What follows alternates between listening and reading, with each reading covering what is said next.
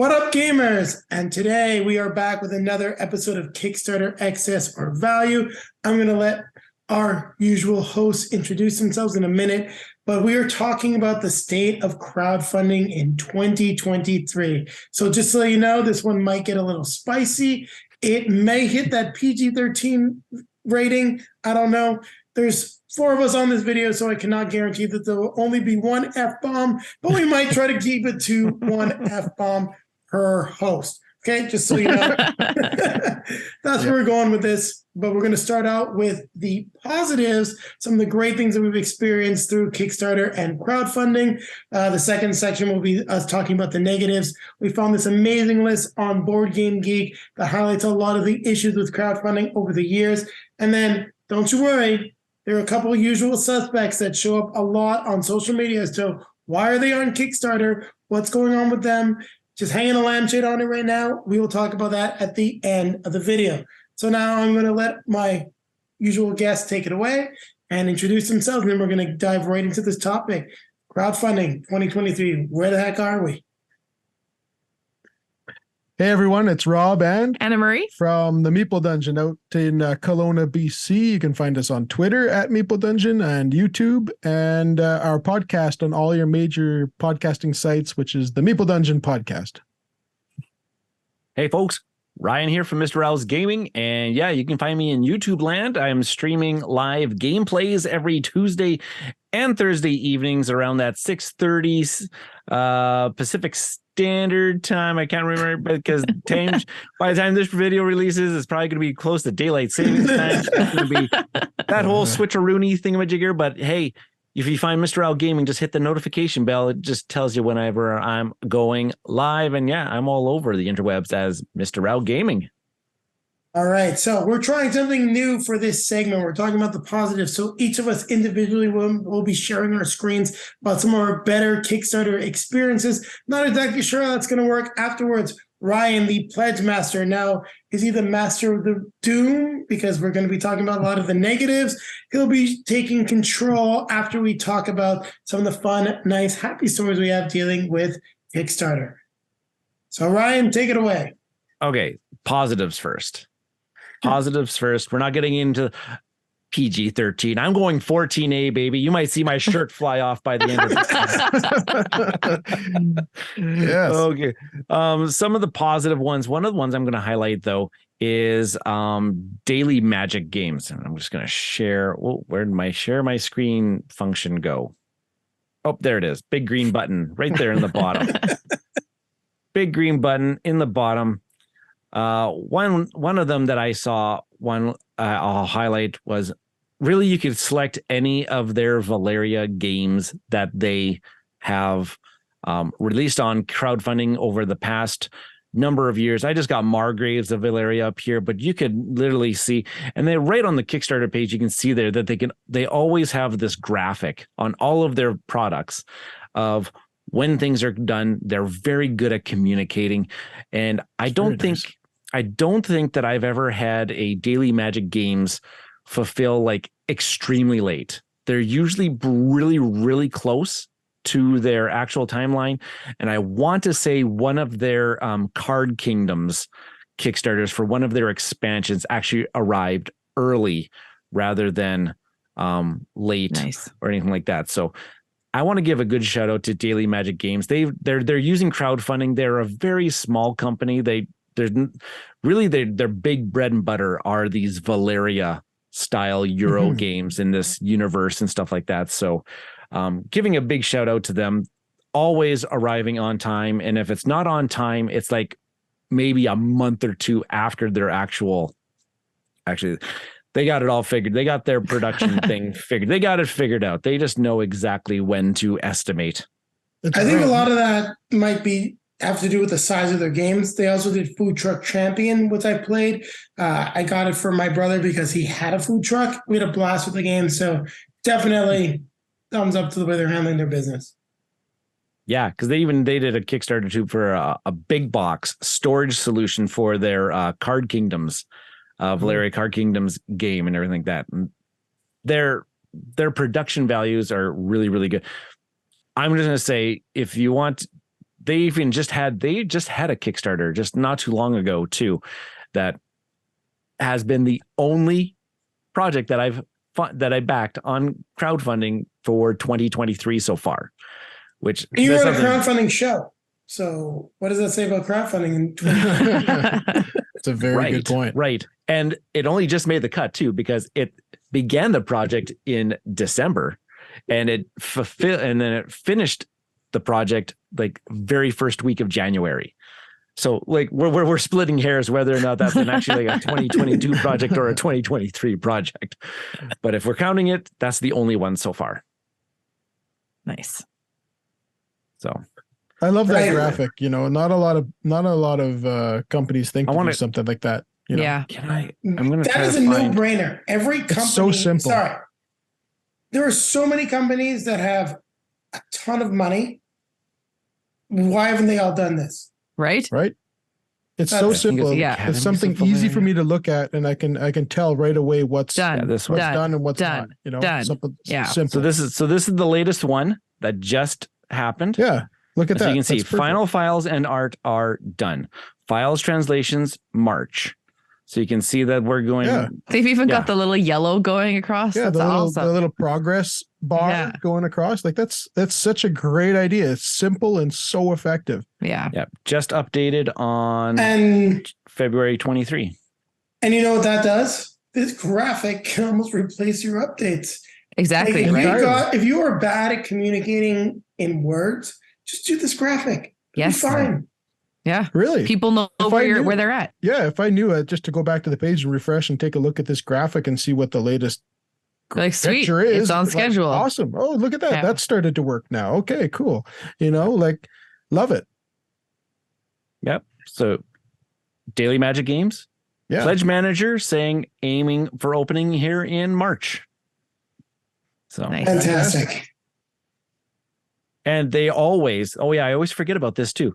They always, for every single one of their games, if you back it on crowdfunding, you get a premium print and play files. So you can actually print all the components for the game ahead of time before it actually fulfills. Nice. Very cool. And you can, I like that. And then you can big thumbs up. Good job. Which most of their components are mostly cards anyways. Yeah. So that is that. That's mine. All right. So we have some positives that have, funded on time. And so I'll just do a kind of a rapid fire for ones that have been really good. I think it's safe to say that we've backed a lot of games over the last few years, and the bulk of them have arrived roughly when they said they were supposed to. And we have some big companies, some smaller companies. Mm-hmm. So we had like 9 Minute Kingdom, Octopus's Garden, those ones, and both were in December of 2021. Those both came last year on time. Middle of last year. There was like 6 months. Power Plants, which we just got early this year, but that was December. So it was about a year, just over a year. That one came. Weather Machine, big game. Yep. That came quickly. That came within a year. Yep. Marvel Zombies came. Mm-hmm. And we're, we have, I think, another wave coming. Did we do? Yeah, we have 2 waves. We split it. So like the first part came. Now there are a couple that we just, we backed last year and came last year too. So within a year. So we had Hand to Hand Wombat, which is a fun little game that we backed. And that one we backed in March, and we had that before the end of the year. In October, I think. Something like that. The best one, not the best one, I'm saying like the biggest and shortest period of time and actually fulfilled on time was from Prospero Hall. Mm-hmm. And that was Jurassic World, The Legacy of Isla Nublar. We backed that in April last year. Yeah. Got it in October. They had October, I believe, as their like date, and exactly. Kept it. Yeah. So I think that one should be just a little bit of an exception because it is Funko Games. So because Funko has a pile of money, I am sure that game was for sure actually ready to go beforehand, and they use Kickstarter as marketing, which some companies do. But we're I was gonna say we're gonna get to that at the end of the video because there's some that use it as marketing, but they're not as necessarily financially stable as Funko. They're not producing the game and being like, hey, we're on Kickstarter, get a ton of stuff, and get some extras. So I feel like Funko there was like, we're going to produce these extras for the Kickstarter, but the big box is like, this is going to production. Like, we're making this. Like, get it done. Yeah. But it did arrive exactly when they said it would. So I mean, that was a positive. And Weather Machine was a gigantic game. Mm-hmm. That's Eagle Griffin. They've always been good too. And but so Eagle lots Griffin of good has always fulfilled right within their expected timelines. Yeah. And the Weather Machine was no different for sure. And so the bulk of our stuff has been really, really good. However, we'll get there. I think the safe thing to say is, and the second part of this video is going to really highlight this. I think crowdfunding is getting a little bit more concerning, more and more for us, the consumer and the backer going forward. And that's one of the things we want to highlight in this video. Yep, it was good. And now we're here. And you've had the least amount of negative experiences than all of us, Rob and Anna Marie. So to hear you guys saying like, now we're here and you really haven't had to deal with any of the junk, that just goes to show you where we're going. And see, look, I'm keeping it still PG right there. Yeah. For how much longer? I don't know.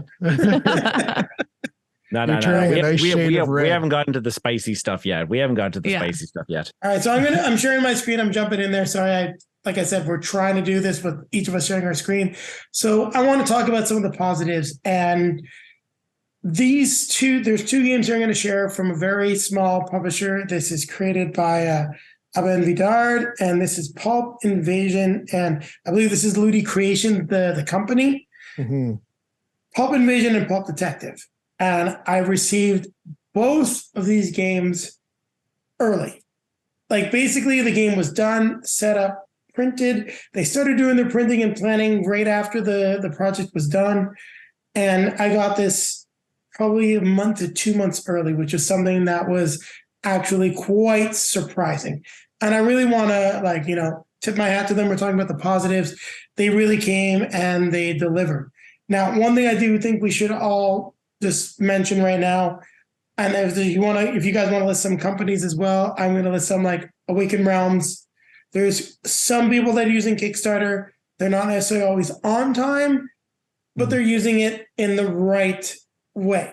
They're a little late. Things happen. They communicate. But I think they're kind of falling into that area where we're going to really open up in the second part of this video where are they really okay? That's a question. Now, I'm not bringing Awakened Realms in the question, but there might be a few others that kind of fall into that space.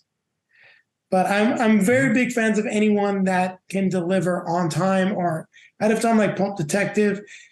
And I'm absolutely drawing a blank on the publisher's name right now, but I had a great experience with the publishers began Living Planet. I believe the designer was Christopher Bollinger. It changed hands, actually went from one publisher to another. The project got super delayed. I backed it when I was starting out on the channel, and I just realized that it was a game that when it arrived, I wasn't going to want to play anymore because I was no longer doing it with my friend that preferred competitive games. We're now shifting into competitive and cooperative games. And the amount of money that I spent on this game and they actually found someone to take my deluxe edition pledge. So they talked to people at conventions and they took it off my hands. Awesome. And they refunded me. And it was like, no harm, no foul. You don't want it. We'll find someone that wants it. We get a lot of questions about this at conventions. Don't worry about it. When they emailed me, I can say I was pleasantly surprised. And that was just a fantastic experience. So no kidding. It's a Kickstarter project, Living Planet. And I'll try to showcase them maybe again at the end of the video. It just popped in my head right now, so I don't happen to have the Kickstarter page open. So we've talked a little bit about the positives. You might notice that there is less positives than negatives. That's because I think most companies, and maybe not necessarily most, but a large portion of the companies that say that we deal with, they just get the job done. They get it done. Yeah, one of the things we do, one of the things that I noticed that going through my list, they're all like established companies. Not a lot of them are like the small time indie. This is our first production type of games. No, there's a few. Most of the companies that we back with, or at least I backed on, are established, have some ground roots already laid, and they have production chains it going so that they can actually, create the actual products to actually get shipped out and have had good track records up until in the past. Because that's not always the case. And I mean, we've had two big examples recently of something that seems solid going woo. Kaboom. Yeah. Kaboom. All right, so now we've shared some of our positives. Hope you guys enjoyed the stories. We're now going to get into the spicy bits of the video. We're going to really very much try to keep this PG-13, but there is no guarantees. Yeah. Or PG. We'll try for PG, most likely PG-13. Hey, you said I can swear once. I'm going to make sure that it's well-timed. So now I will stop sharing my screen here. And Ryan, who has got the setup for all of us, he's got a little bit of the breakdown, is going to take over sharing the screen as we start getting into the spicy bits of this video. So Pledge Master, or should I say the Master of Disaster? Ooh, I like nice. it. Yeah. I think Rob's was first. Yeah, we're going to start with Rob. I've got the nicest transition here to where we're going for the middle part of this video. So I'll be bringing up the rear. Okay. So we do, in fact, have a couple bones to pick. So like we have said, the bulk of our experiences in crowdfunding have been fair or relatively positive. But recently we've discovered where things are starting to go off the rails a little bit, and certainly some red flags. And this one that you see on the screen right now, Siege 6 from Mythic Games, is one of the red flags that we've discovered. So and sorry to interrupt, Rob, just quickly. I want to just say they're diving in on 6 Siege. For those who are wondering, we will get to Mythic Games at the end of this video. We will. This won't be about Mythic. Yeah, Mythic is a separate topic. About 6. Yes, this is just to be about specifically 6 Siege here and the experience here with this one. So we've backed a couple games from Mythic, one of which we have sitting behind us, but the other one is this one. And it first off, it's about 2 years at this point. It says summer 2021 is when this went on to Kickstarter. Last updated January 30th. But prior to that, of this year, the last update prior to that was in September of 2022, and I think there was 2 of them back to back. I think, and they were just these updates, I guess, quote unquote updates, just kind of telling you the same thing about where they're at in production, and they're sending files this way and that way, and getting things sent to them for review and whatnot. And then they went to radio silence all the way up until the end of January of this year, where they started apologizing about the lack of communication, when you should just simply communicate, at least once a month. But then in that email, they even said that they were going to hit the ground running for 2023 and get communication back on track, and assure us that we would have at least one update per month. And in the very next month of February, how many updates do we get? 0. And here we are into March, and they haven't updated in February. So they missed the boat on the very next month that they said they were going to update us.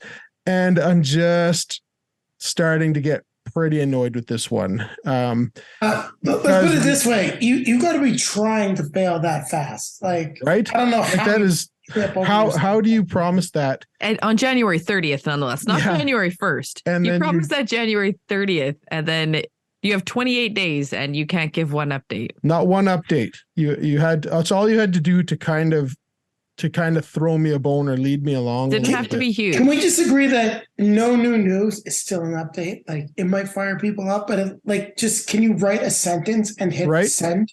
Yeah. Show that you have a pulse, show that there's there's, you're thinking of the backers at least, right? And when you say that's what you're going to do, and then you just simply don't do it the very next month. Oh, because if you think about it, to everybody that has been receiving Frosthaven lately, how many updates do we get from Cephalophagarian and say, okay, folks, not much to fill you in here, but this is where we're at. And it's like a paragraph, and then that was the end of the update. Bare minimum. He would literally say that. He'd be like, well, I don't really have anything to share, but I'm giving you an update anyway. Keeping the lines of communication open. I'm connecting with you guys. I'm connecting with my backers to let you know that nothing crazy going on other than what I told you last time. But I appreciate you. Haven't forgotten about you. And this mythic Siege 6 is 6 Siege. Or whatever, 6 Siege, Siege 6 Siege, whatever, is starting to really annoy me. So that's about all I can say about it, because they really haven't shown a ton. They don't have a ton of updates. It's all just about sharing files and getting production copies or whatever. All this blah, blah, blah stuff that they keep saying, and the same over and over and over again. Just a side note, I don't know if was it the January one, or did you get an update or an update, but it was talking about like a different game? Yeah, so we're gonna get to that at the end here. So that's one of but that's mention it. So that is a good point. Yeah, that's a good point. That in the January update, which was 4 months after their previous update, they started out the thing apologizing for lack of communication, but then they started blaming the lack of the communication on another one of their projects that was floundering and upside down. So confidence booster, which is just like, okay, I don't care about that game. Why are you telling me about this other game right now? I don't care about that game. I didn't back that other game. I backed this game. The first third of the email of the update is talking about a game that isn't 6 Siege. Yeah. So, and then they talk about where they're going to give us the update, and they don't give us the update, and I'm just getting annoyed. So let's just say this, and I think it's a nice thing to just highlight for big companies, and it's talked about with a lot of different things. They say you should never commingle your funds. Just keep that in mind. Don't commingle your funds. Yeah, it's true. So it's true. Exactly. So I could go on a bit more with this, but I guess I think you think we got it. Picking up what I'm putting down here about 6 Siege, and that they just, small promises that they made in January they were unable to keep. So I'm just looking forward to your siege on Mythic Games later on in this video. Yes, indeed. Okay. Who is next? And is there anyone else? Or we're going? Oh, wait, we did have one more.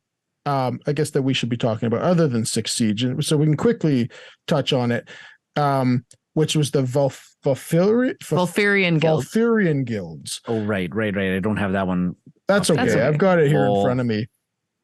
But that's from Tabula Games. So this is a game that funded back for us in August of 2021. And it, there's been next to nothing. Well, we got not safe for work stuff going on. Ryan, you're really trying to get us up to PG-13. I know. I'm just like, am I just spelling Volfirian wrong? It's VOLFYIR.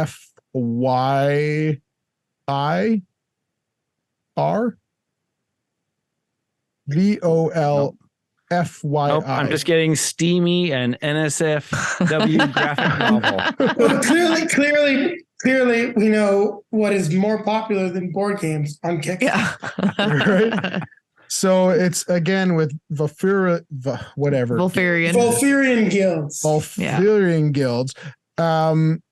It's just it's been the same update over and over and over again about samples in our office and some production samples to show and share with you and get a sneak peek inside the box. And it's just all this same stuff that they keep saying over and over and over again. And the last update was in January, where they just said mass production update. And they're talking about not a lot, saying that it's like you might have they might have everything kind of put together by the end of April, I think is what it said.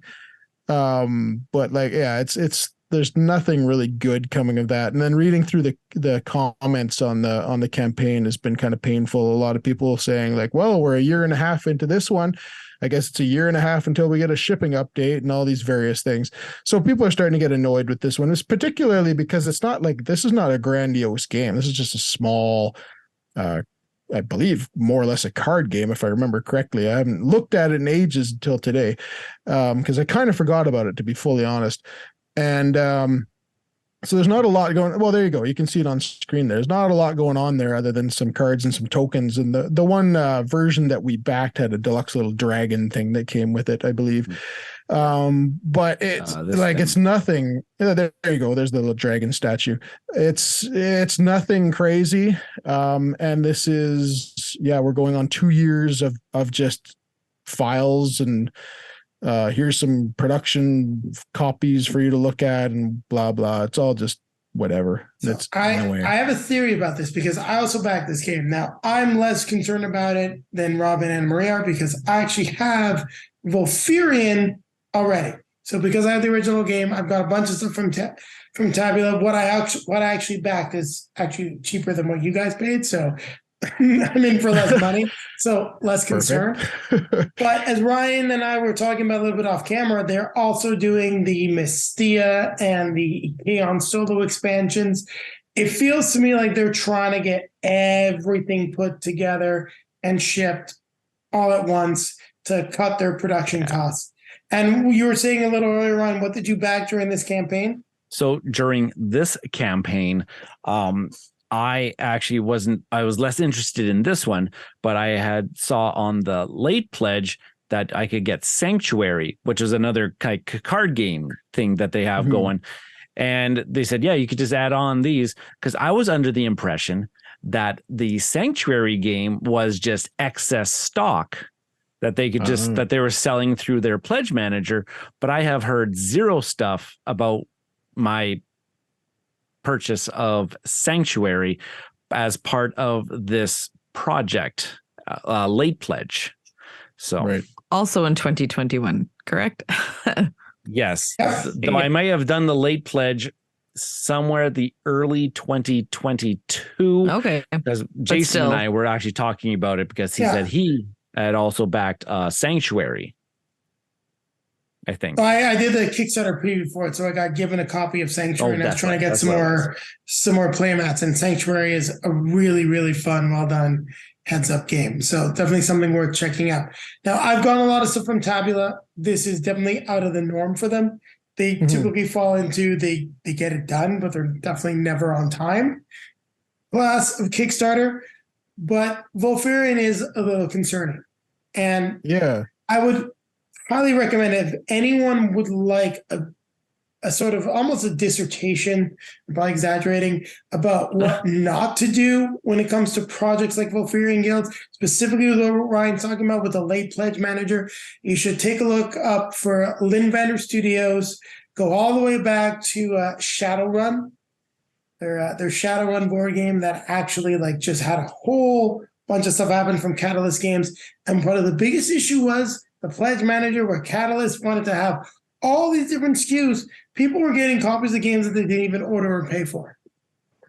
Oh my gosh. And that's Shadowrun Sprawl Ops, which is a giant mess. And now Catalyst had the funding to sort it out. I've got Sprawl Ops. I think I got it a year after I was supposed to get it. But that was an exception.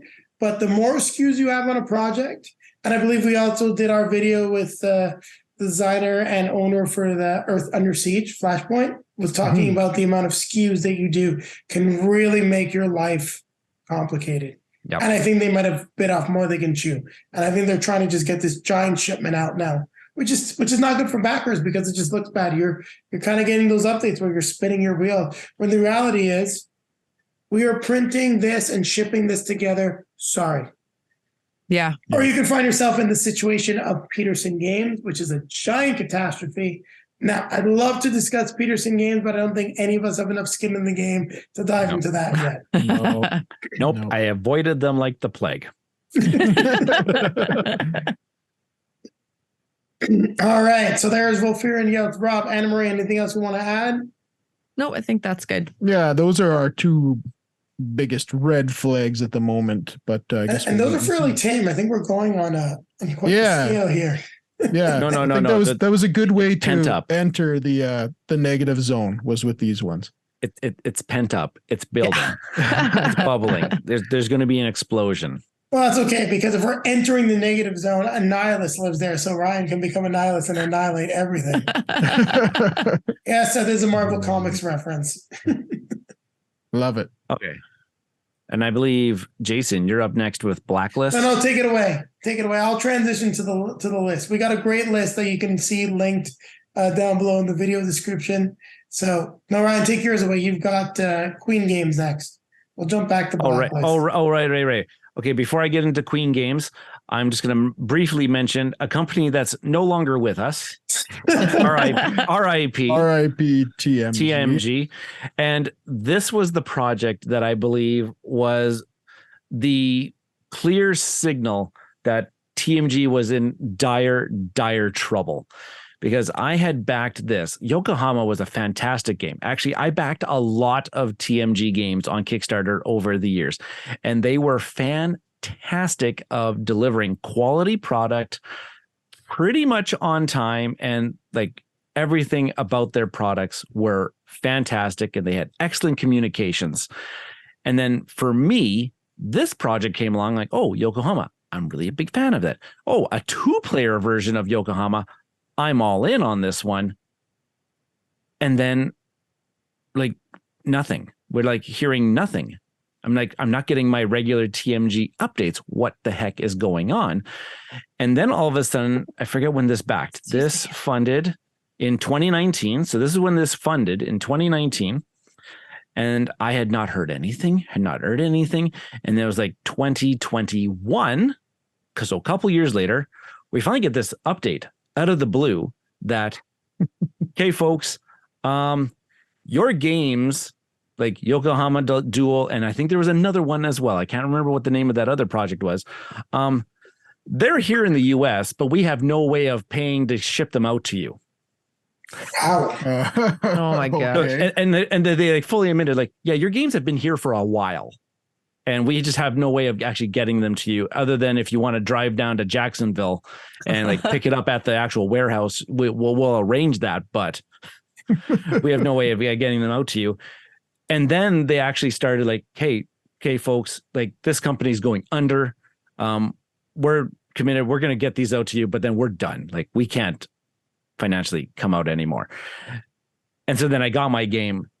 And I had this, I had to get rid of it like right away because there was like, I don't know how long it had been sitting in that warehouse, but it had mold in the box. No way. No. Yeah, there was mold in the box. So like it went through like the cellophane and so it was a disaster. It was gross. Whoa. So got rid of it completely. I'm just like, yeah, I'm taking the hit on this one. I can't even contact this company because they told me they're going under. So I'm done with them. So that was an example of a great company with good reputation, but then they just automatically just like folded, like imploded. So let's ask ourselves a question: how much do we really know about how these companies run? A lot of them are smaller companies, owner-operator companies that focus a lot on branding, personal identity, and we don't know how much they leverage themselves. How much is leveraged against their personal finances to get some of this stuff done. I think it's a lot more than we assume in a lot of cases. And this was a game too. This was a game too that I saw was being widely distributed in Europe.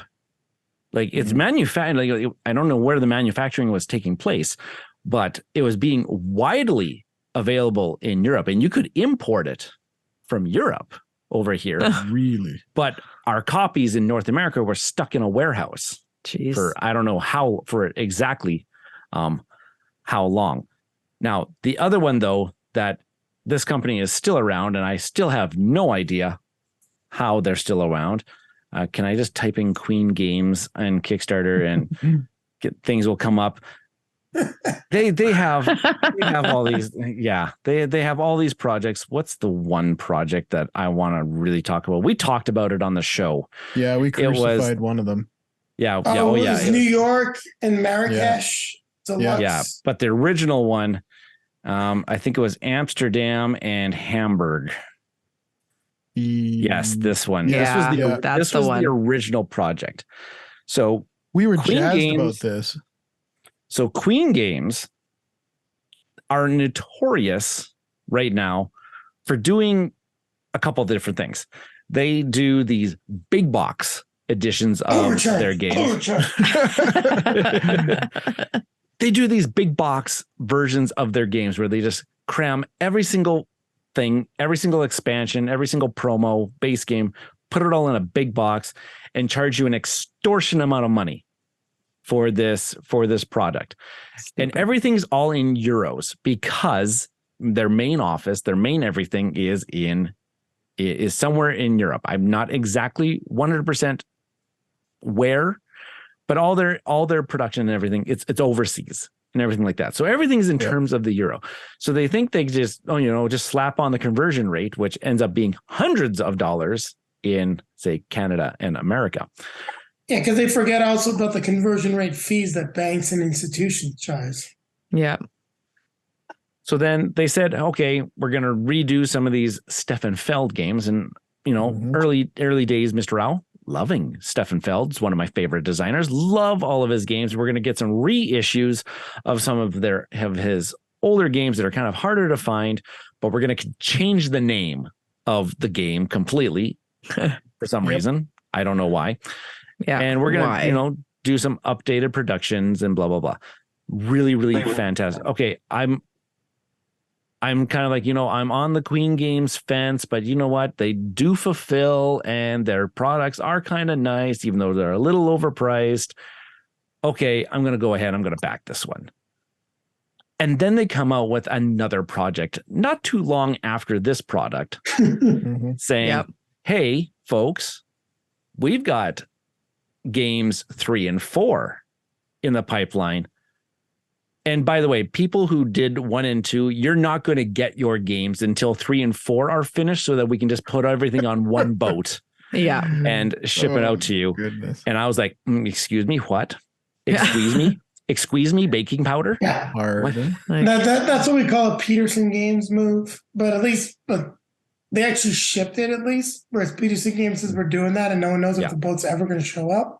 Plus, part of that next project says, oh, by the way, those other 2 games, Hamburg, Amsterdam, we've got some extra stuff that you can buy during this campaign. So your complete editions are no longer complete. You have to buy more I think stuff. At this point, we should refer to our video where you're saying that like they had a little bit of stuff, right? Like, come on, like it was more than a little bit of stuff. It was like it was ridiculous. And there had specialized metal. So part of this project, you can buy metal coins that could fit any game. And then they said, no, we're not going to offer those anymore. You can have specialized metal coins for each different game. I'm like, oh my gosh. Really? Oh my God. Dumb. So here's the story with this one, though, is that I had canceled my pledge and I got a good majority of my money back from these folks. And then just not too long ago, only a few weeks ago, these 2 games showed up on my doorstep. It's amazing. So I canceled, and I have the proof of the pledge being canceled and the money going back into my account. And these 2 games still, so their operations down there is a mess. No, So I kind of wanted to back another project of theirs and then just months later cancel it and see if I still got the game again. So this has actually happened to me as well. This was with a project called Spirits of the Forest. And this is from, is it Thunder Griffin Games? I think it was Thunder Griffin Games. And I ended up with a copy of it. I actually offered to send it back because I communicated with them directly why I was canceling. It was only the deluxe edition that got delayed because they were getting it signed. And they were like, yeah, we're never doing that again because that just created a gigantic mess. So logistics guys, take into account. But they're really cool. They're like, hey, you've got a review channel? Go, yeah. They're like, do the review of the video and keep the game. It's Nice. perfect. Yeah. Gladly, and it's a great game. So awesome. games, Awesome. big box. Like they'll do these things. They'll do these big box games, and they'll come up on Kickstarter, and the project will only be on for like 5 days. Say, hey, you can get a big box right now, 5 days only. Pay us an extortion amount of money, and you'll get this big box game. I think they're just trying to get some money. Yeah. Is what they're trying to do. I have to agree. And So yeah, we were not kind on that Yeah. Kickstarter. Some people did not like our commentary on those. I don't care. Queen Games, they are never going to get another cent from this guy and if you look over my, oh no, you can't see it on my, I have a stack of Queen Games stuff over there, and shame on me because I had backed those Kickstarters and they took forever to fulfill. And heaven forbid if you have a broken or damaged or, some sort of component that did not come in your game, you ain't getting a replacement for like years. I'm just letting you know that, because I had something from my Alhambra box just completely, just straight up missing, like a major component. I think it was the tower, the tile tower. I did not get a replacement it was very close to a year. Oh, I got one I'm waiting 3 years for. Post-industrial games, human interface. So we have one that we're just never going to get. That one, Zombie Tsunami. It was like missing pieces. It's just never coming. Game was it? Yeah. So some of these companies that look like they have it all together, there's stuff going on in the backgrounds. There's tons of things. All right. So I get to take it away. Let's start with Onimaru. We'll save Blacklist games because I'm sure the rest of you want to pile on that. So Onimaru, this is when, and I'll try to talk about this a little bit. This was my first real negative experience with Kickstarter. And you notice that there's the big Japan Anime Games logo on it. By the way, Japan Anime Games was just distributing, had nothing to do with the production conception of this game. So I actually reached out to them because we've done some reviews to them, and they actually appreciated the fact that I contacted them about the stuff. So I'm actually outing myself a little bit here because there was an update on this page saying that, like, hey, Japan Anime Games has dropped us as a distributor. So yeah, that was because I was trying to figure out what the heck was going on with this. And it's the first time I've ever gone to the recourse of charging back a company. And why did I do that? Well, there's a list. You'll see all the issues with the parent company for Penguins and Panda Games, because these guys are straight up liars. They lied. So I backed it on the last day that you could back and do late pledge because I just wasn't sure. This is a dice chucking game reminding me of the Reckoners. It's got an anime style. It's got ninjas. It's got game trades. It's like everything that I want. So yeah, go ahead and scroll down a little bit, Ryan. You'll see like if it actually delivers, like this is the game. Yeah. This looks great. Fantastic. Everything that I like, everything that Julie likes. Awesome table presence. Now you can play this game right now. I think it's on Tabletop Simulator. That's the only way you can play it, and provided you got invited to a link. Now the day when I backed it, and you see the estimated delivery is February 2019. It hasn't arrived yet. We'll take a look at the last update. They said that the game was going into production. So I backed it. They said game was going into production. 4 months later, they come out and say, like, yeah, we haven't started production yet at all. Like, they fire the guy in charge, the person running the campaign left, and everything they'd said from like August to when the game was supposed to ship was a lie. They weren't giving refunds. They weren't doing anything. They were just saying, like, we got your money. Too bad. Backer Kit wouldn't even take it down. People from this, like, literally were sending emails to Backer Kit, like, they're not making the game. Take this down. You're just robbing people. And Backer Kit finally took it down, but I did a chargeback and I got my money back. And you can actually, if you go back in the comments, you'll see me telling people to get a chargeback. You can figure out who I am on Kickstarter from that. But there's even an update saying, like, you guys getting chargebacks are like trying to basically steal money from me. It's like, no, this game was supposed to be here in 2019, 2023. Like, this is a big freaking joke. And there was an update recently. So go ahead and click on the update. Okay, I just wanted to find your comment. Oh no, you got to go back like 2 years now because I think this was the update right here on March 1st. So they're still waiting to get the production copy. And they supposedly excuse me, came, baking powder? but it wasn't. It supposedly came, but it wasn't good enough. Wow. And they went back. So now they're talking about Manchukwu, another one, and this is the parent company for Penguins and Pandas, Big Kid Games. And we'll jump into that because they are a mess and a half. So if you back Sweet Mess, the designers of the game eventually founded Fantasia Games. They bought the game back from Big Kid Games to get it out. This one here?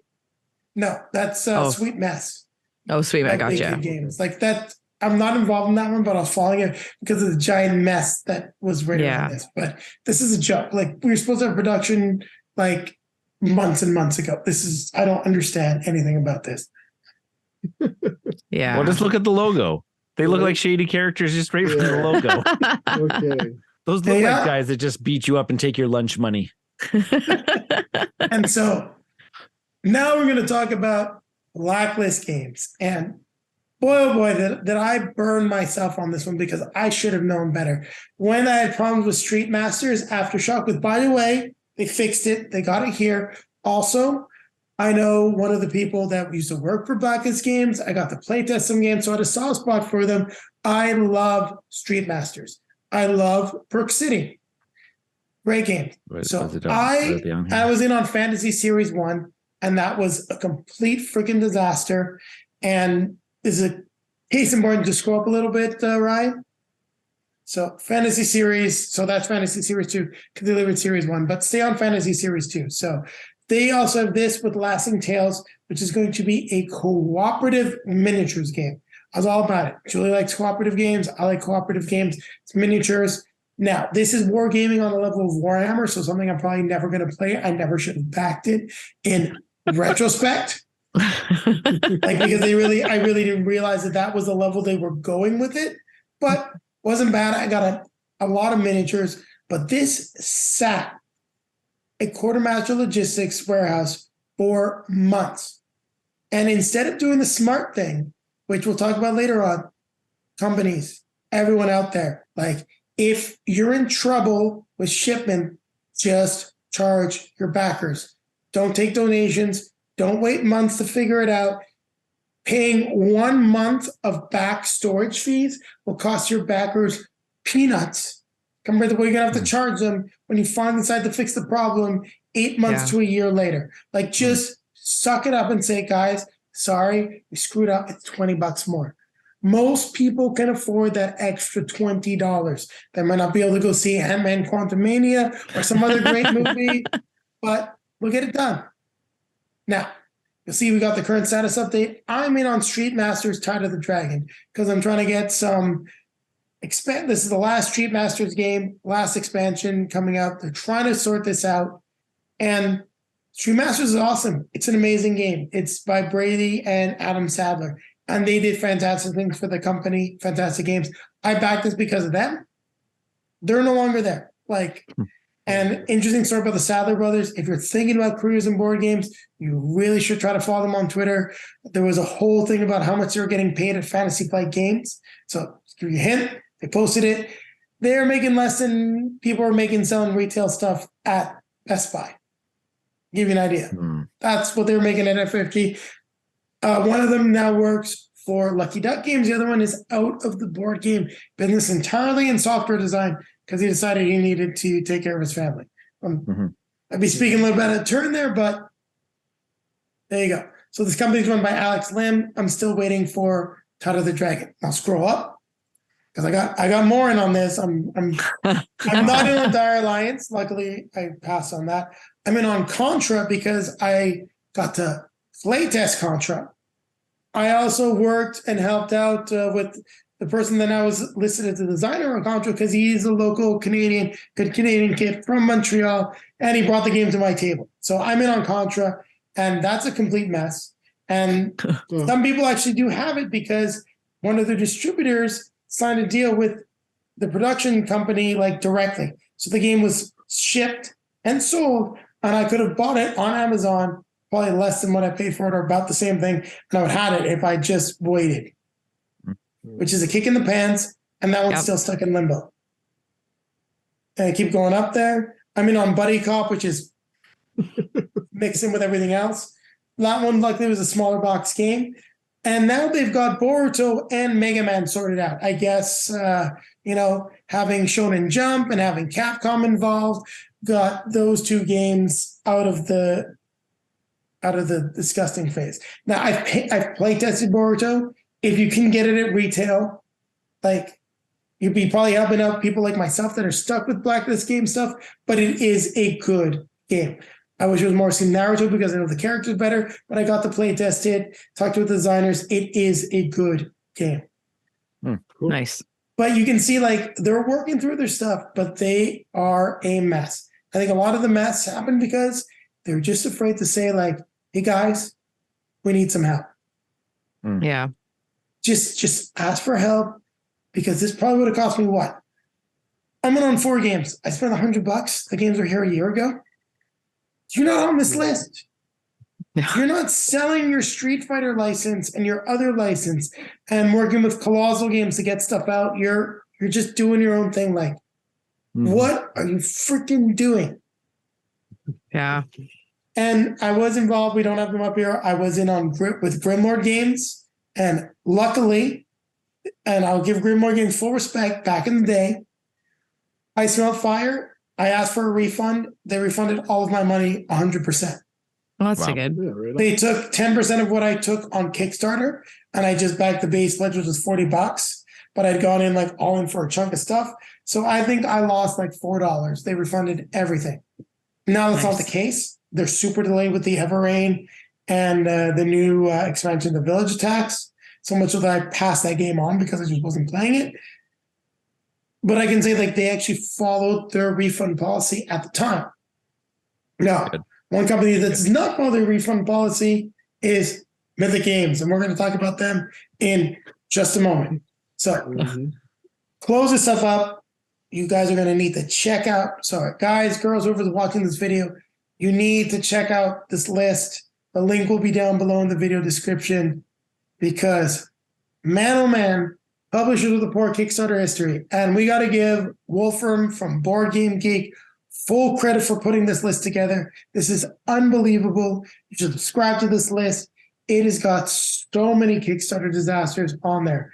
And the first one is Too Fat to Fly Games. I actually had a chance to play test one of their games, which was Dining with Dracula. I was supposed to test it, do a Kickstarter video for it, but the time limit was very tight.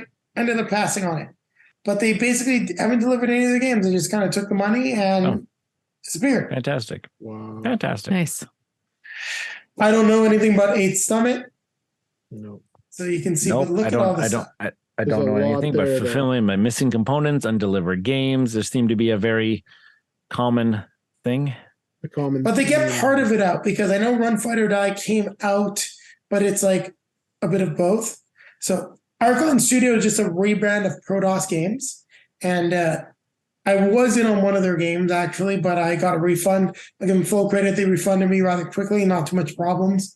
So they seem to have righted the ship, but there's a lot of issues there still. Big Kid games. So here we go. There you can see them. Montana, Gold Rush and Longhorn, Onimaru, Manchukwu, Sweet Mess. Like 4 games. And here is the kicker about this, and the most embarrassing thing about Big Kid games. And Montana, Gold Rush and Longhorns is available in Europe. This was literally a print and sell at retail. Wow. And they messed it up. The funds were 100% commingled. The funds were not kept in the company. And if you can take a look at their salary, like, he actually has a breakdown that he published of what was going on. He was paying himself a $90,000 a year salary.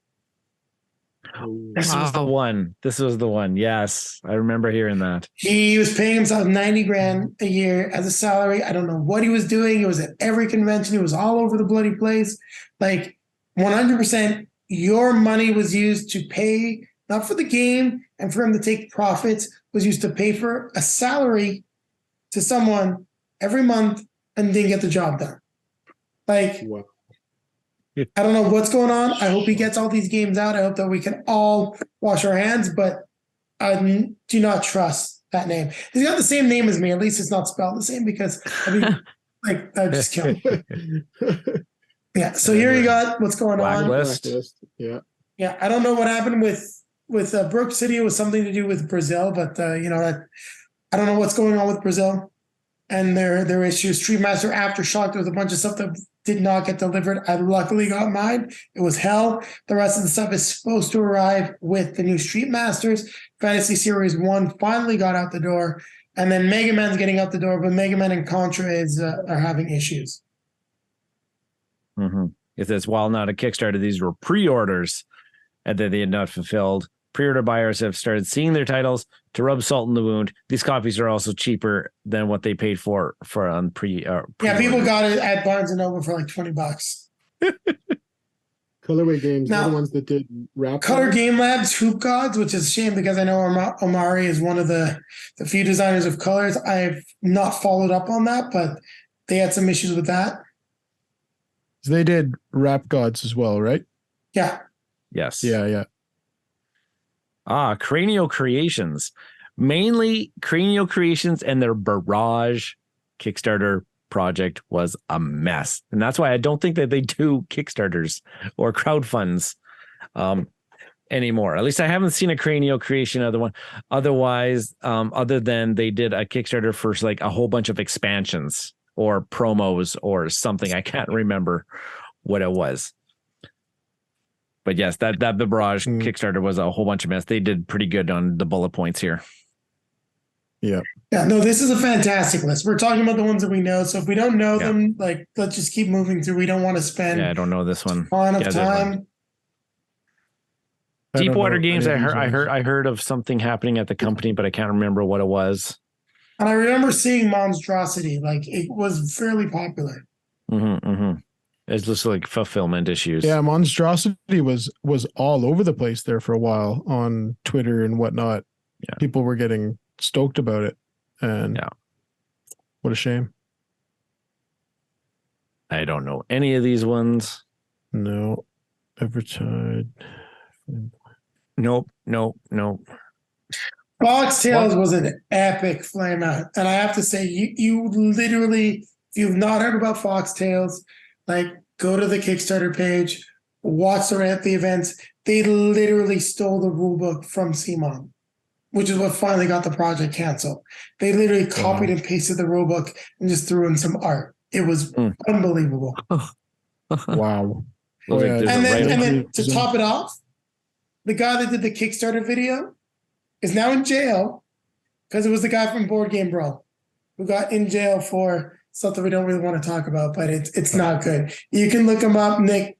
Not going to say his last name, but yeah, he's in jail, in prison for 10 years for being a repeat offender. And we'll leave it at that.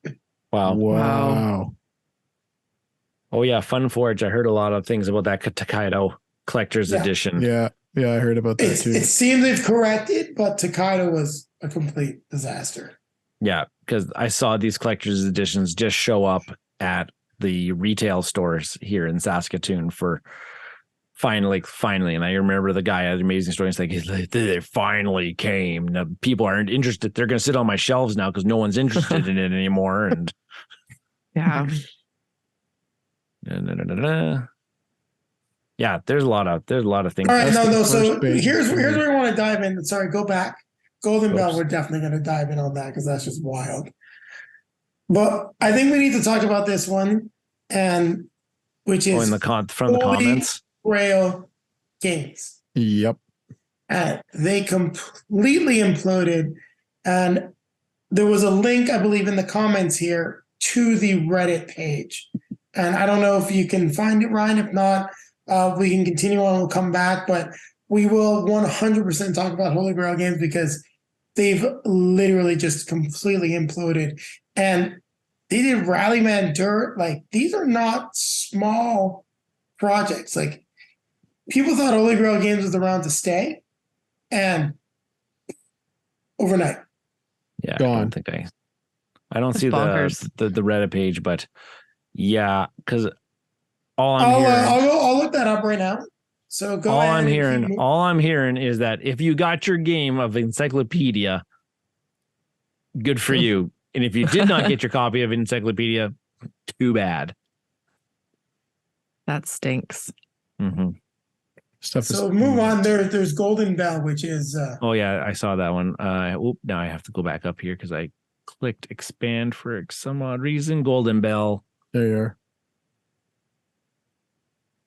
I've heard about this guy. I remember this one, I think. Okay.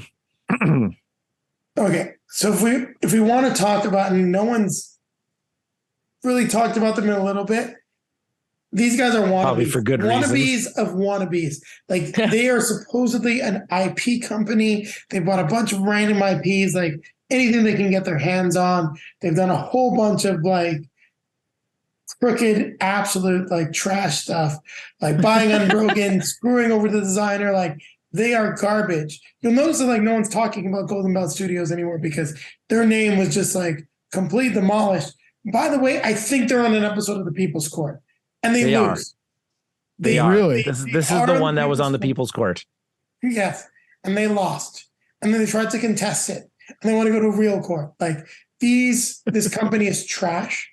They own a lot of IPs, but like they're basically a bunch of, I don't know, like rich kids or people that have money buying up stuff that they have no idea what to do with, trying to like make it as something, and it's just a complete mess. One of the things they did is they would toss money at Kickstarters that were in a little bit of trouble to basically buy them out and then just kind of like try to upcharge people to get their games. It's scum practice, and I'm glad that we haven't heard from them in a long time. Yeah. I think they even had like part of the Avatar license. I don't even know how they got that thing.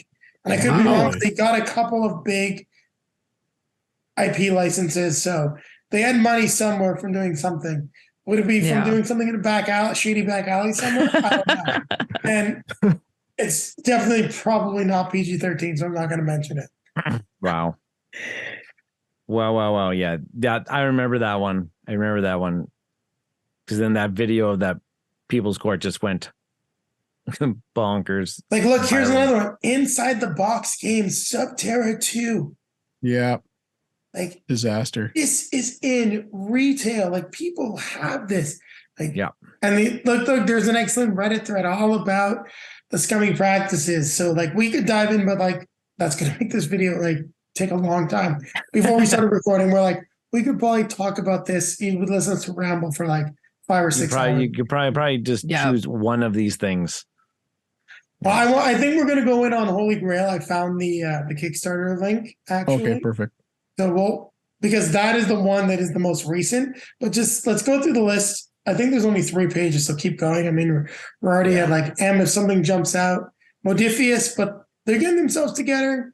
So give them a little bit of credit. Ninja Division, the infamous Ninja Division. Soda Pop Miniatures. What is it like? Dungeons Explorer, like Super Dungeon Explorer? That's never going to happen. I'm not sure. Oh, I don't know that one. I don't. I'll look it up. But if you look at Odin Games, I almost got on there. Plascraft Games. Oh my gosh! I have one of the few copies in North America of Exo Mankind Reborn because they ran out of money to deliver to North America because they spent the money and they told everyone straight up on developing the other game that did not hit funding on Kickstarter and they ran out of money. So I contacted them directly, used my hustle, good sales rep. Like this was the theme that Julie appreciated. So I was like, hey, this was actually for my wife, which it was partially for me too. Like, playing this together. And I had to pay them. I paid them $70 shipping plus duty to get this out of them before I could not get a single thing. They've just straight up disappeared, vanished. I think I've got one of like the 4 or 5 copies in North America of this game. Wow. That's crazy. That's mad. Yeah, there might be more if anyone else hustled, but I've heard of I've only talked to one other person that I know that has this in North America. You either have to go to Spiel and pick it up at Spiel and bring it back with you or hustle a way to get it. Yeah, so that was Protoss Games, which is Archon. You've got Queen Games. Yeah, We this is just already a broke small, down. yeah, small little scratches the surface. Mhm. But like you said, but Yeah, Ninja Division, Soda Prop. the running theme here is these are all really, really, really small. Space Code Productions, actually, that's like these guys, like what a bunch of freaking jokers. So they're a company that got IP, they did comic books, and they decided to get into board games.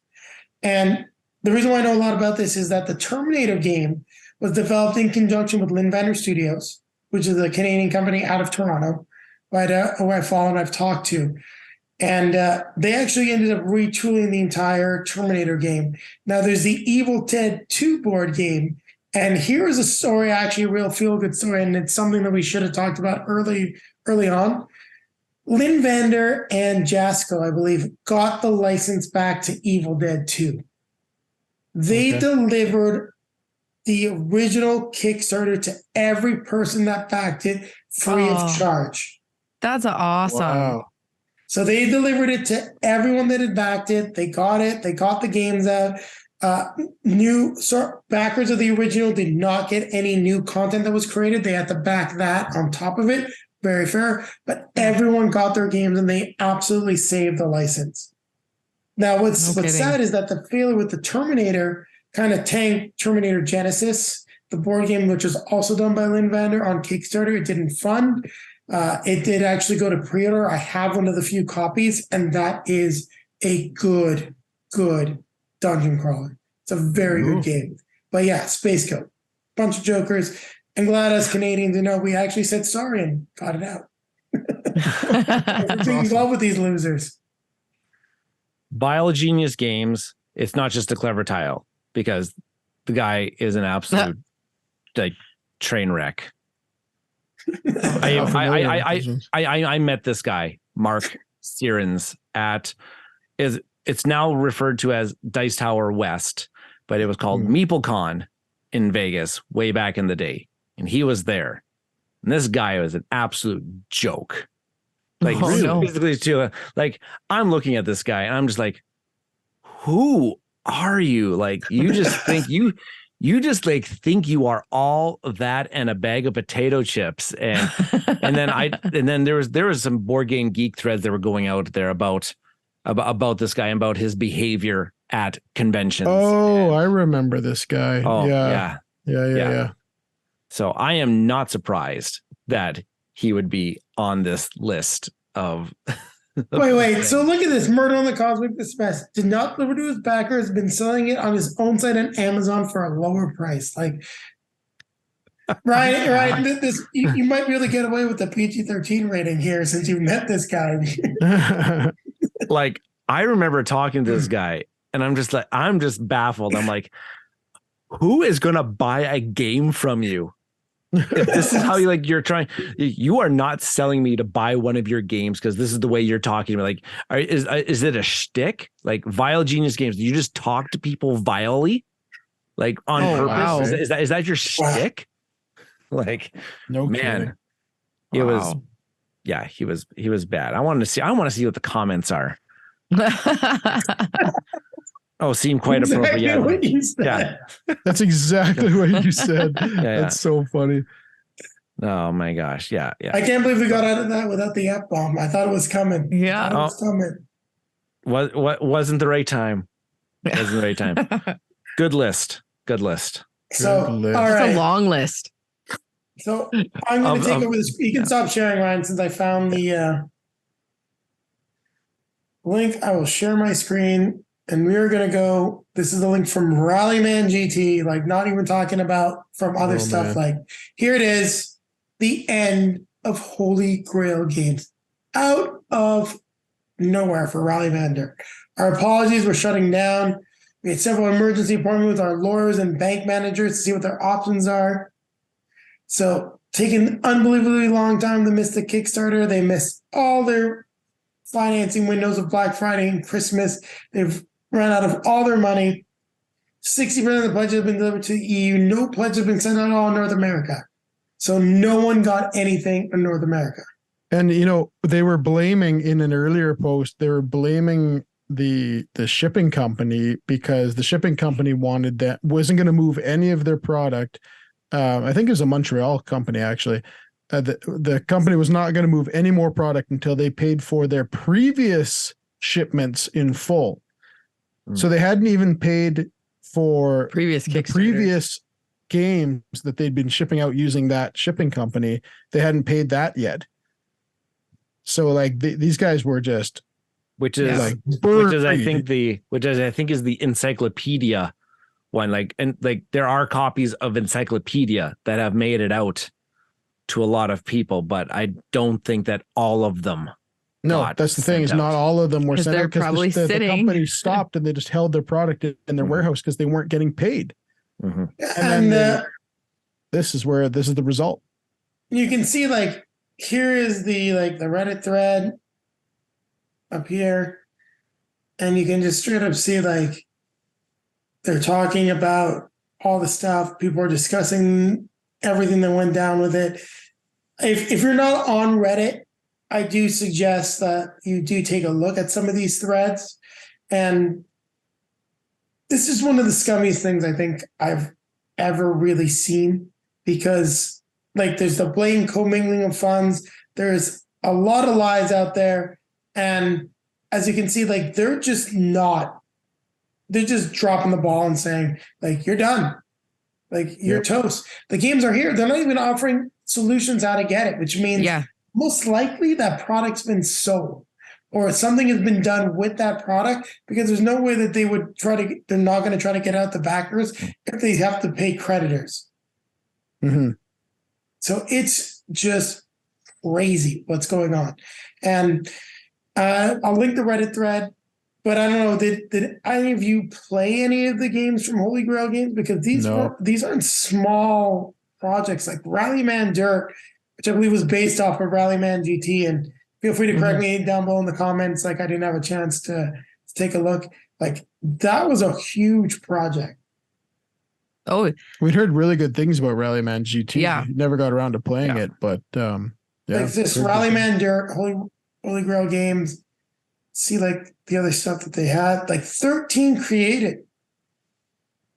Oh yeah. They did the game. They did the game Museum, which got a lot of great reviews. Mm-hmm. They also did. I've heard of they did Rallyman GT. Like this thing was everywhere. Mm-hmm. Yeah, Rising 5. Rising 5, yeah. That was a huge game too. I played Rising 5. I got the Grey Fox games took over the retail. So I mean, maybe that's kind of a sign. Like they did the Kickstarter, they didn't do the retail. Yeah. So that is a good question. Right. And yeah. And I don't think they had the game Titan. Did Titan ever come out? I don't think it did. I've never seen it. It had an interesting thing going for it. Says funded in 6 hours and then Titan canceled. Yeah. Let's see the updates. That one never. So it did go out. Okay. So they're talking about replacement parts. I heard good things Ryan, about that one. Can you look up Rallyman GT retail? I'm very curious who did that retail. Rallyman GT. Yeah. And we're diving in really on Holy Grail here because take a look. This is 21 days ago. So we're talking about we're just getting into the year and these guys are shutting down. And I've heard nothing but amazing things about Rallyman GT, racing games, that it's one of the best. And it's just gone. Like they're talking about selling the game and the IP, but they're not talking about living the game. Synapsis Games. Does that sound right? I have no idea. I have not heard that. So Synapsis Games is the one that still is in the retail. See, that's just strange. And that's something that maybe we'll revisit on another video, like diving in deep on some of these specific incidents, because we're talking really about the whole state of crowdfunding. Yeah. Kind of where we've gotten. But this is Holy Grail games, and Ryan's talking about Synapsis games. I mentioned Gray Fox games. I mean, should we have seen these red flags like a mile away if they're not handling the retail releases of this stuff? Does that mean that they just kind of did the Kickstarter, made some money, and then try to get some money to feed themselves? Well, it's not out of the question. It's not out of the question for some companies to partner up with other companies for distribution rights. Like that's not out of the norm. Like Lucky Duck Games picks up lots of games for distribution rights in, say, like Europe and or something. Yeah, like but that makes sense because they're a European company that are taking games here, localizing them in multiple languages, using their partners, and just bringing value. Going back to the Kickstarter access or value and delivering those games, which is great. But here it's like, if you can get the games and you don't have your own distributor deal, so you're going to get someone else to do the distributor deal for you, that just seems concerning. Yeah. All right. So we're going to dive into the usual suspects. I think we've covered the list. The list is linked down below, but we just I think you got a good snapshot on that list of issues with crowdfunding in the past.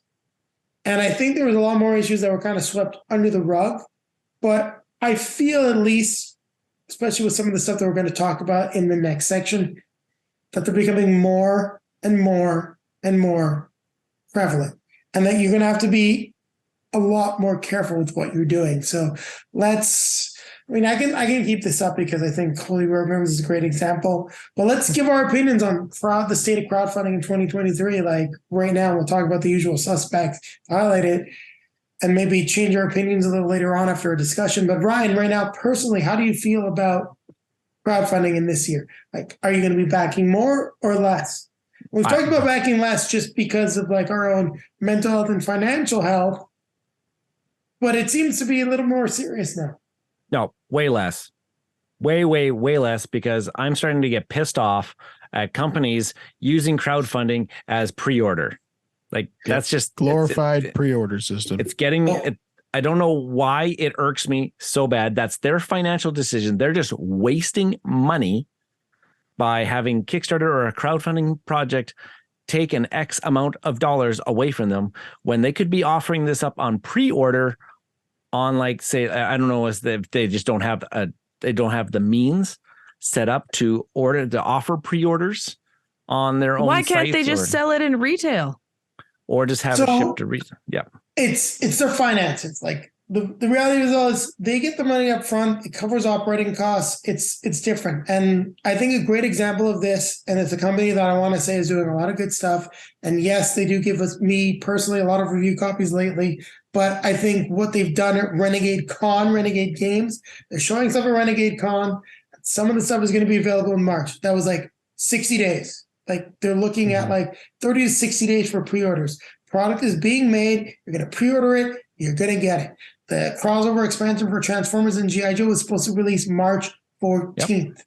And when you're talking about some of the usual suspects, which we're going to get into in a moment, I don't think they can do that. I don't think they can pay the money up front, get it made, and afford to pay their staff, their designers, and everything else.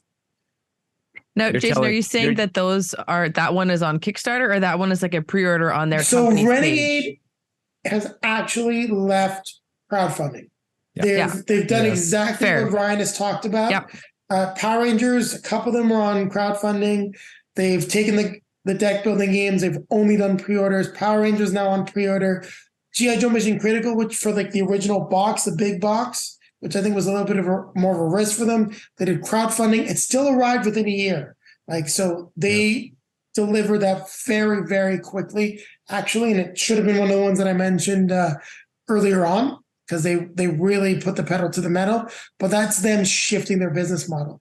That's them, like, they decided we needed Kickstarter to belay some risk, got a little bit more from financing. Now that it's going, it's all on pre-order.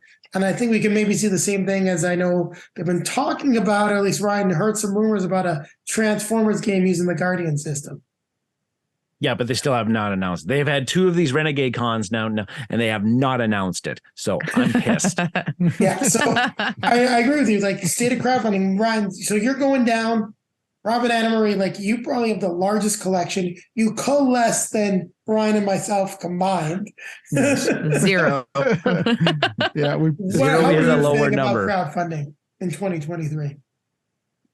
I get frustrated with kind of basic parts of crowdfunding right now, and I think the biggest thing is one of the biggest things is shipping. It's so hard to back an expensive game when you're going to be paying like an additional quarter or third of the price of that already expensive game in shipping costs. And I think that's where, and that comes a lot from those big companies that I don't think need to be using crowdfunding, that they are making money hand over fist on these games. And I could be wrong in that, but it just seems like they don't need to be doing that. Why not just like, even if pre-order, I guess if you have to, or like put them on at retailers, they're going to sell, they're going to sell. You've proven that time and time again with, the Kickstarters you're doing. Just put them, just put them at retail. You don't, I don't like the fact that you don't know if they're going to be at retail. That's what I don't like that, because I would much rather almost get it that way. But if they're saying like, oh, only if your retailer is getting their retail pledge is it going to be there, maybe we might also have retail copies. And I just think that that's starting to wear on me a lot, where it's like, well, maybe I just don't care about supporting that anymore. If I have to buy it here with this exorbitant amount of money, I don't have it. A lot of times they catch me because it's like, oh, well, maybe I'm not going to get it. And I'm just kind of getting done with that part of things. But. Yeah, I think we'll certainly back. Not saying we won't back quite a bit less than we ever have, but shipping costs probably number one for me. Secondly, I am seeing an increase of all the problems that we've been talking about here today. Thirdly, I do think there's a lot of companies that just should not use Kickstarter or crowdfunding of any sort. And we've talked about that, where some of these games should just go straight to retail, or some of them, these places like CMON and whatnot, should just have their own pre-order page and specific prices and things locked in. I hate when these Kickstarter pages have you can back this game now for X amount of dollars, and shipping will be calculated at another day, and then here's your estimate of $30, and oh wait, when that other day comes out, $60. Sorry, but that's just or the way $300 or like going to be calculated. Or $130. Yeah, whatever right? it might be. Absurd. Where it's just like, I hate that whole thing about this now, Yeah. where it's just like I've been burned way too many times, particularly with shipping costs in the last year or two, and that's where I'm starting to get really tired, being like, what really? It said 45 and it's 90, like what? But there's nothing I can do about that, So I find myself asking our neighborhood game store here, almost every game I look at on crowdfunding, I message my contact there and I say like, hey, do you think you're getting this in? And he'll say yes or no. And then that determines, the second he says yes, I instantly just click off of the crowdfunding page. Yeah. So And I also, with all these big companies doing it through Kickstarter, like I always thought Kickstarter was meant for the individual person who was trying to make a game but couldn't afford to make it and is trying to make their dream happen. Bring a vision to life. And I feel like that's not happening because they're getting dwarfed out. Sorry to interrupt, Anne-Marie, but there are a couple things that do happen when you do crowdfunding versus pre-order. And there's ways to skirt legal laws by doing crowdfunding and not taking pre-orders. Because if you do crowdfunding, with Kickstarter's terms of service, there's no guarantee you're going to get a product. Exactly. Someone takes a bunch of pre-orders or something, and they're starting out. So you're exactly right. This is supposed to be for first-time companies, but you take a bunch of pre-orders. If you're in certain countries, you don't deliver, they're coming for you, and they're going to grab everything you own, and they're gonna pay back as many people as they can. Yeah. If you do crowdfunding, it ends up in this weird gray area that for whatever reason, people seem to be, scared of actually regulating. Yeah, but the detriment of consumers. The other side of the coin there is that if you're, how about you deliver the game? How about I pay you the money, right? And you deliver me the game. Like they shouldn't be hiding behind Kickstarter because they're, I don't even know if we're going to make this game, right? I don't even know if we're going to do that. Like the whole thing behind that, I hate the whole idea of that being like the thought process. The fact that I pay you money for that game means you give me the game. I get that for like the big guys. And I feel like what you were saying, Jason, is there's a way to like skirt it legally. Well, then maybe Kickstarter needs to have a dollar value back, like limit for like, okay, this company has this, they make this much money annually or whatever. Like you don't need our platform. Like this platform is for people who like, if they're trying to back a game and it's like $30.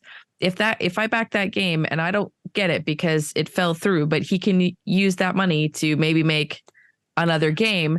Like I don't feel so bad about that. Kickstarter takes their percentage from a CMON. I know. But here's the thing. It's actually more basic than that. Anna Marie is a very nice Canadian, and Kickstarter is based out of the U.S. Let's just leave it at that. What is the king of the United States right now? Sorry, I lived in the U.S. Sorry, my American friends. I've been taking a shot at you guys, but the dollar rules in the United States more than anything else. But there's nothing. They want their cut. They're never going to restrict it. They're going to fight tooth and nail to get that done, because even if someone screws over backwards, if it's $1 million project, they get their 10%. That's $100,000 that they don't want to let go. But there's nothing to say. There's nothing to say. We've talked to people on this show about how to enter distribution. People like Simon have a track record of how many thousands of units are being sold and printed and everything like that. These distributors, you know what? They're not taking it. If you're going to take a Simon game in, it's going to get sold to those retail stores. Simon would not have a problem with putting those games straight into distribution and straight onto the retail shelves. They won't. I agree. We're jumping a little ahead here, and 100% agree. Getting fired up. So if you guys don't have anything else to add, Robin Henry, I'm gonna give no. That's pretty much I'll get off my soapbox. I'm definitely pulling back on Kickstarter this year. Now, what does that mean for the show? Because all you're like, are you guys still going to talk about stuff on the show? Yes, we're still going to talk about stuff on the show, because there's ways of us to go around it. There's retail backing. There's backing direct. That's going to change our content up a little bit. But the reality of it all is, like, I've got enough stuff here to play. We've had so many Kickstarters that have been delayed that are arriving now that I don't need to go back more games. Like I just got Epic 7 Arrive. It was supposed to show up 2 years ago. It finally showed up. Good communication. They got it done. But 2021 versus 2023 is a whole other story. I'll make a confession. Here. I sold Frosthaven. What? I sold it off. I sold Frosthaven. Got a pretty penny for it, but I sold it. It's not going to get played any day soon. I was fired up about it, and I'm not fired up about it. It's going to be the most fantastic game. It possibly could reach #1 on the BGG hotness, whatever scale, whatever thingamajigger it is. I just can't get fired up about it. I'm still keeping Gloomhaven. Gloomhaven's still sitting over there. It's probably going to get played again because I know how to play it and I want to play it and everything. Yeah. But I wasn't fired up about it anymore. So it took too long to get there. It took too long to get here, even though the communication was consistent and we knew it was taking so long and everything like that. But when it finally arrived, I wasn't juiced up about it anymore. And I hummed and hawed about it for a very long time. Like I had to go, I had to take the Aaron Rodgers approach and go into a darkness retreat so that I could actually figure out what I needed to do. But I just put together an order of all the stuff that Renegade Games has on pre-order, and it's hitting like big box Kickstarter level of stuff. But it's all coming out soon, and I'm going to get it within like a month or two. Yeah. And I know it's going to come, and it's going to be like 6 or 7 items, and it's going to be expansion for all this stuff that I have that I like. It's going to get stuff back to the table for me. But most of all, I got all of this stuff here to play. I've got a ton of Tainted Grail to play. I asked too. Do I need something else that is potentially risky?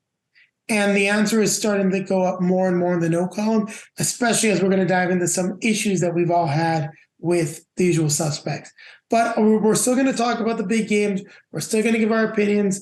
Zombicide White Death is coming. That's probably going to be our next video for sure, unless something else pops up. And I'm most likely going to back to taking a lot of the stuff that I say here and just kind of throwing it in the garbage because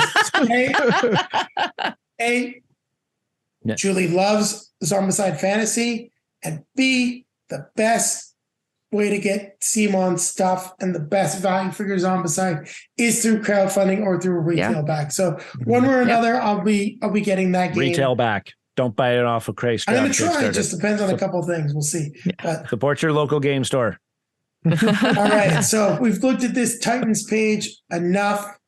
I think, Ryan, which page do you want to start with? We're going to talk about the usual suspects. And I think we've got is it a big 2 or a big 3? No, I just hate CMON. I just hate CMON now. I got a real hate on. So we've got Cool, Mini or Not, as well as Mythic Games. Is there a third that's usually on here that doesn't need to be? I don't know. I think those are probably. I think Monolith is borderline. Literally every company that is well established, things like I don't know. Oh, sorry, wait, there is a third one, and they actually do good stuff. Sorry to interrupt. Yeah, Colossal Games, because they got their project shut down for having too many Kickstarters unfulfilled, and these guys are all over the place in retail. Jeez. See, these are but like even places like Eagle Griffin Games, like those games, they could have a pre-order up. Yep. Or do what Stonemaier Games does. Stonemaier Games is not a big company. Stonemaier Games is not a big company, but they put everything up for pre-order, and they have really good ways of creating hype around their products so that those pre-orders do get sold.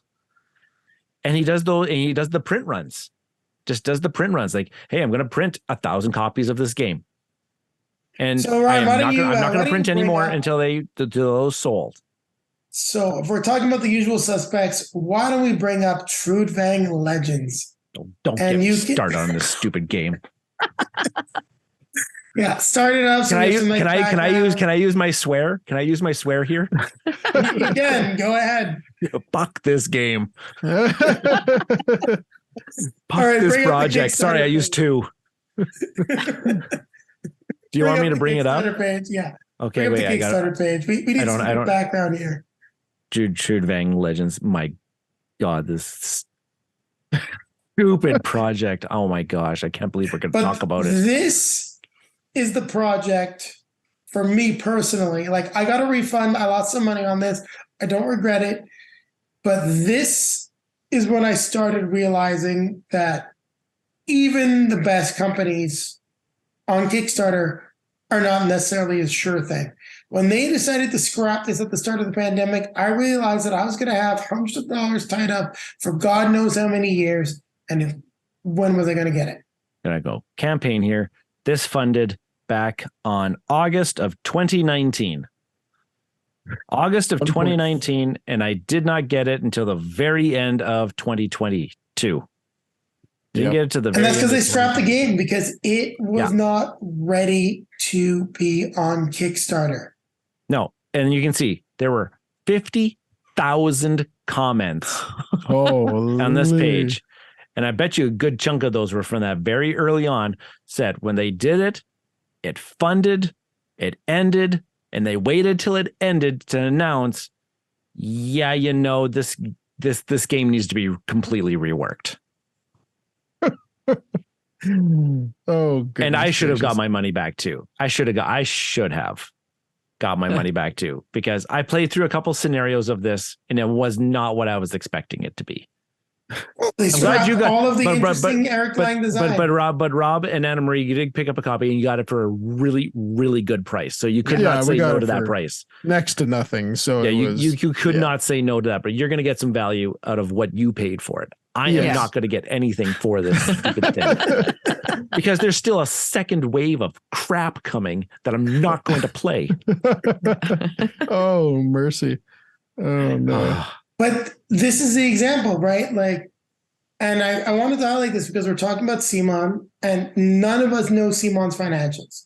However, they have had red flags put on them I believe they're on the Singapore Stock Exchange, one of the Asian Hong ones. Kong, and they've had some flags because of the way they run their finances.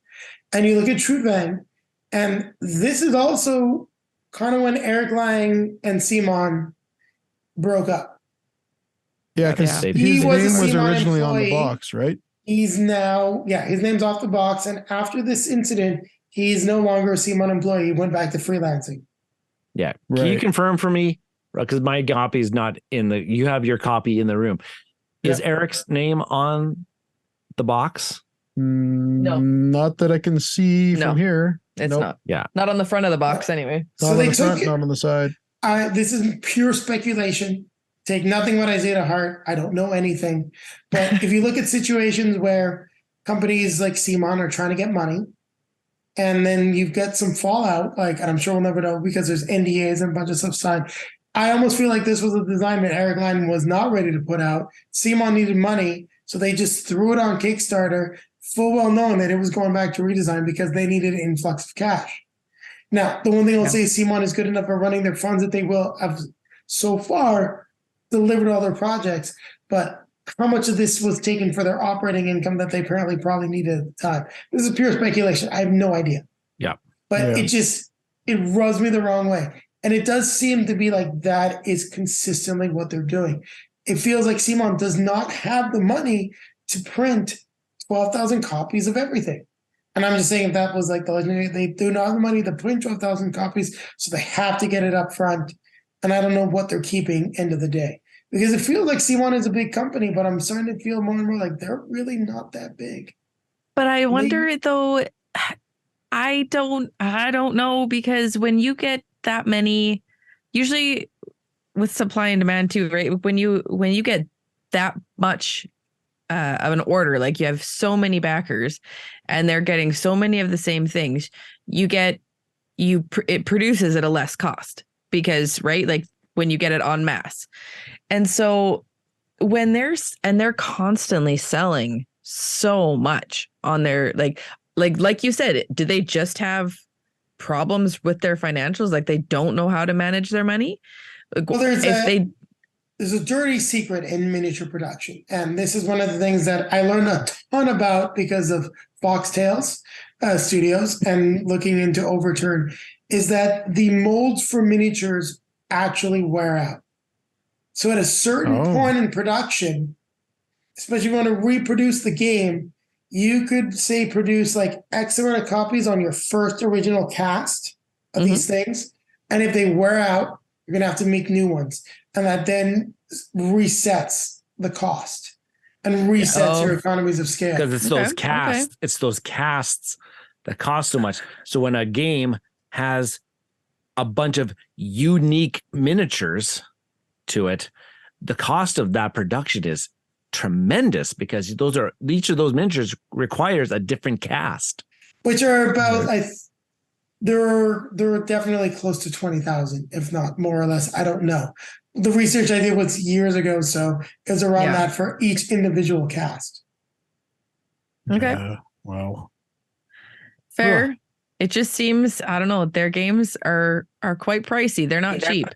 And then their shipping is not cheap. They're shipping it, at least for that last one, outrageous. Well, you know what? Here's an interesting thing to talk about now, because this is going back to one of our previous videos. We were discussing the high cost of re-getting those stretch goal boxes for Death May Die and Marvel United. I'm wondering if that's tied to the increased cost of redoing the cast. They're probably funding the entire the cast. Where we may have been under the assumption these are just extra boxes. Yeah, they're not extra boxes. They're reprinting the cast, and they know that they're going to get less. So they're upping the cost of those items to remake the entire thing. So then why not, at that point, if it's costing too much and you're getting into trouble with stuff, adjust things, still make your crazy minis, but don't make as many of them. Don't have like 15, stretch goal boxes of minis, Oh no, Like, but then we can't run a adjust it. Kickstarter for a month where But then, every other day we have to have a new unlock and blah blah blah. but if you look at interesting things now, which is like things like Marvel Zombies, and them going back to Zombicide, one thing to pay attention to is, sure enough, they might be doing a large run of stuff on the Kickstarter, which they're funding directly. But if you look at Marvel United and all this stuff, what they're actually selling, they don't have a ton of necessarily cast for. And I'm beginning like through this conversation, we're talking Marvel United. I'm wondering if the decision to really go chibi and small is because they can make more miniatures for the buck, which is what's keeping that price as low as it is in the retail. But if you look at Marvel Zombies, I mean, you've got 4 enemy types, then you've got the big enemies, and then you've got 6 heroes.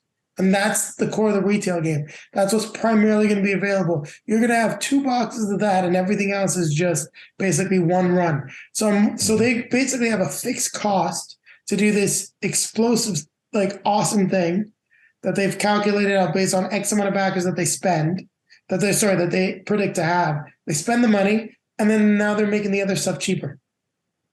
Mm-hmm. And this is all 100% speculation, of course. Well, but maybe not too far removed. From what I know about economics, it makes a lot of sense. Yeah. Yep. No, this isn't an economic and a cash flow conversation. It's probably the reality of a lot of the stuff that's going on. If you know what you're going to get, you know the extra you can charge on Kickstarter, or like not necessarily extra, you know what you're going to get profit-wise versus distribution. You can definitely calculate the cost that you can afford to do all these extra minis, but you won't be able to do it again. You'll be able to do it one time at that cost. And then there's that guy at CMON who's watching this video. He's like, oh, right. He's that's actually interesting. So at least that's what's happening in my brain. We're talking about it. So I think that's kind of solves the question why some of CMON stuff is on Kickstarter. But the reality is what Anne-Marie said, CMON shouldn't have to be on Kickstarter. They should have grown past this. Yeah. At this point. If a small company like Stonemaier Games can go past crowdfunding, something like this definitely should be able to do it as well. Yeah. Agreed. How many CMON, and here's an interesting question, and I'd love for our viewers, especially if you've stuck with us this long, how many CMON games have come out in the last, I'd say specifically 2 years, that were not first on crowdfunding? Also, we noticed like one of their best retail games, Ethnos, is getting rethemed by another company. So they're not even getting rethemed, eh? Yeah. Yes, our Chaos Society or something like that. Yeah. Okay. Oh. Which is Ethnos is a fantastic Euro-style area control card drafting game. Fantastic. It got really poo-pooed because of a lot of people didn't like the art style, which I thought it was fine, but everything like that. But the game was actually really good. Yeah. Where the artwork, the box artwork didn't match what was in the box, right? But it matched what was in the box, which was very dull, but it was like, it was the aesthetic that they were going for. Yeah. But a lot of people didn't like it. So, and then the other issue with CMON is shipping costs and two-way shipping. Now, I'm a sucker for two-way shipping. Content creator, sooner is the better. Yeah. We were one of the first to get Marvel Zombies content out, and I definitely will tell you our content benefited from getting it out as quickly as we did. So, that was my choice there. But it was ridiculous, the cost of the game. Now, we are getting a Galactus, and I finally got to see some of the costs of shipping just flyers and stuff for my work through UPS, and this is like US to Canada. It is ridiculous. I was getting quoted on some of the stuff that's it's heavy. It's flyers. It's like 75 pounds of stuff, but getting quoted about $190 US of shipping. Whoa. Whew. And that's average daily business cost just for. That's why I'm getting my stuff through retail. So anyone saying that, this is not a defense, anyone saying that they're entirely out to lunch on their pricing, like, that's just UPS pricing for flyers. So think about the board game coming from China, how much it weighs. Now you got economy of scale and other stuff, but things are expensive. Yeah. And it is becoming an issue. And I'm wondering, like, what's the pivot? What happens if we hit $200 shipping fees for your standard CMON stuff? So they're charging $100 plus you're paying $200 shipping. Now that's a gross exaggeration, but it does seem like the shipping is going up more than the cost of producing the game is. Yep. And we thought that shipping was going to start to go down again with like COVID slowing down. No. And it hasn't happened. I think they're just using it as an excuse now and they just keep it where it is. I think part of it's an excuse, part of it's lack of personnel, and part of it's just the, balancing it with everything else. Yeah. They don't want to take it back down because everything else costs so much more. Yeah. Yeah. Why should they, right? Like, we're already paying it. Why would they want to reduce it? It's the oil industry. Oh, yeah. We keep paying for it, and they have no reason to lower the price. No, it's the same oil that we were having like back in the 70s. All right, I did say that there was the big three. Now, I did name Colossal Games as one that's got in trouble because they're always going to Kickstarter. They do work a lot on retail, but I will give them credit. After they had their big kerfuffle with Kickstarter, they've cleaned themselves up. They've been very good at communication. Stuff comes on time, and they've stopped doing excessive amounts of projects. Now, this is, you can see that they've cool. just look up Western Legends. That's what I wanted. There we go. First try. Western Legends. Whoops. Oh, there we go. Big box. So that was the last big one. Box. So I got it. It just arrived actually about a week ago. Colossal Games we can look at in here. Yep, 24 created. Yeah, I remember when they got into their thing because they were running 8. They were running multiple Kickstarters at the same time. Was the big 8. thing. Papillon was the last one that got shut down. Yeah. At 8 at the same time? 8 unfulfilled at the same time. Holy. Which led people started thinking about like, well, how come CMON? Because at that time, too, CMON had unfulfilled Kickstarters. Like 6. But yeah, at the same time, but CMON did not get flagged or told to cease operation or anything like that. $100,000, 10% cut. $2 million, 10% cut. Yeah. Yeah. True. Follow the money. Yeah. Sorry about that little sniff there. We've been going for a long time here. So that's Colossal. I don't think there's really much more to add. They've really cleaned up but you're right. But they have cleaned up their act. Their games are quite good. I think they have Street Fighter out there right now. Yeah, Street Fighter on GameFound. I don't know if it's still going, but it is. Alex I think Slim is involved. more. So Blacklist Games is involved a little bit. They had the license originally, so it's what you want to do. Now, I think we really come to the creme de la creme, where people are going to go nuts a little bit here. And I think you should pop up Anistyr because this is when the House of Cards finally fell apart. Yep. Whoops. Anistyr. That's the one. By Mythic Games. And they're saying they're going to survive. They're saying they're going to get their games out. They're saying they're going to focus on everything. Personally, I feel that this is the death throes of the company. I hate to say it, Robin Henry, I don't think we're ever going to see Six Siege. I think Darkest Dungeon literally killed the company. Yeah, you might be right. So are we talking about that one now?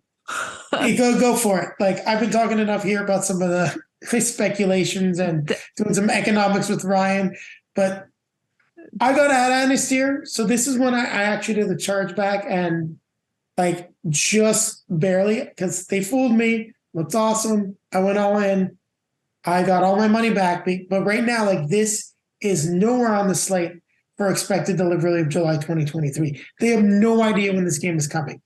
I'd say be lucky to see it in 2025, 2026, if Mythic is even still here.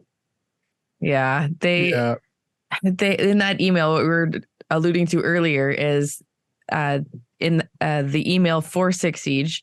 And it was like, Yeah, well, we've had all these issues with, what was it, the darkest doom or dungeon or whatever dungeon, it is. Yeah.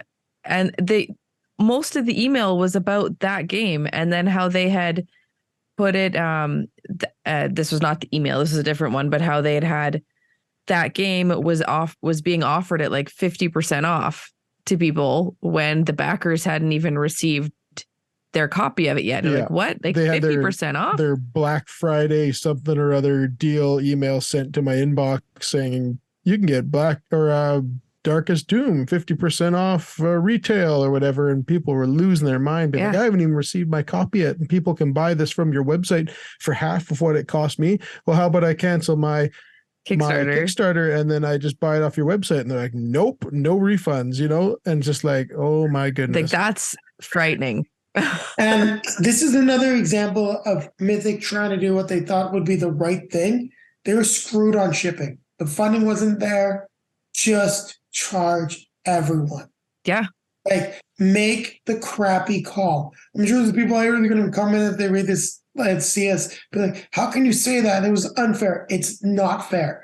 But there comes a point in time when you're a company, you have to decide, are we still in business? Are we out of business? And the question is, you're short X amount of hundreds of thousands of dollars, got 20,000 backers, you need $30 shipping from all of them, just charge them all. Because at the end get of them the their day, game. $30 for me sucks. It hurts. I probably never want to back something from Mythic again. But I'd rather pay $30 and get my game and keep Mythic afloat until they're done. Yeah. I want to get my game. I don't want it to, like what happened with the other one with like Rallyman Dirt, where it's just sitting in the other games are sitting in a warehouse because they can't pay to ship them out. Like, I know. Yep. They're forced to focus on one delivery at a time. We will begin production on another large project, Six Siege, which will keep us busy for several months. When Six Siege is shipped, we will announce the next project to go into production. Although it may take some time, we are fully committed to delivering Anastyr, a large and exceptional project in our eyes, and we will give you visibility. So here's one of the things, Ryan. Let's take a look at the funding date for Darkest Dungeon, and then I want to go back and look at Hell. HEL. I think, if I'm not mistaken, Hell predates Darkest Dungeon. So and they didn't get it out before they put on the other one. So this one's Darkest Dungeon, the board game, right here. Yeah. And it had funded in 2020 November. At $5.5 million. Okay, and let's take a look at Hell, HEL. Yeah, $5.5 million, and they still ran out of money. Right. Whoops, HWL. What the heck? HEL. This might take some time to actually find. Might have to go look it up. Might actually just go or on, Mythic. I'm just going to go right here. HEL Mythic Games. There we go. Kickstarter. Hell, the Last Saga. And May of 2020. It predates Darkest Dungeon. It does. Yeah. And it's not their next project. What the hell? Wait. Yeah. This one hasn't made it? No, that one's not done. Yet. No one's got any of it. Oh my gosh. It predates Darkest Dungeon. It predates Six Siege. Sorry. I'm using my F-bomb. What the fuck, Mythic? What are you doing? You're commingling funds all over the place. You're just having a freaking melee orgy, whatever's going on. Everything's all together. You don't know what the hell you're doing. But I want to say that there was some Darkest Dungeon stuff that just arrived at Amazing Stories. Yes, but Darkest Dungeon funded after Hell. They've hung out everyone in Hell out to dry. Oh my gosh. Yes. Hell is nowhere to be found. Darkest Dungeon was showing up at retail and not to backers and available for purchase at 50% off, blowing out prices on their website. There's a lot of red flags here that they're trying to get rid of inventory, and then they're just going to go boop.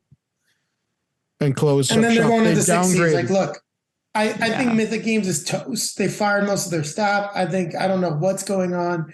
Like we've seen some pretty awful things. Like unfortunately, like Uthia, the people behind that, like they shuttered their shop and didn't pay some people. Now we had Steam Forge that saved their bacon. Hopefully they paid the people that they owed money to, and they came back. But at least they just kind of shuttered the company. They actually canceled their project and didn't take anyone's money. In this case, Mythic took everyone's money and hasn't got the game out. Like there are so many of these projects. Like Wild Ascent still hasn't come out, and that was supposed to come out ages ago. Like that reprint still isn't out there. Yeah. Storm Summoner from the same company. They're still working on this bloody thing. Does sound like it's going to come out eventually, but it is now years and years late. Holy crap. Like, those are like some of our first projects we talked about on the show. Yes. well, the version 2 of Wild Ascent is not out. Storm Thunder is not out. Like those projects are still nowhere to be found. And then we started this thing like 3 years ago.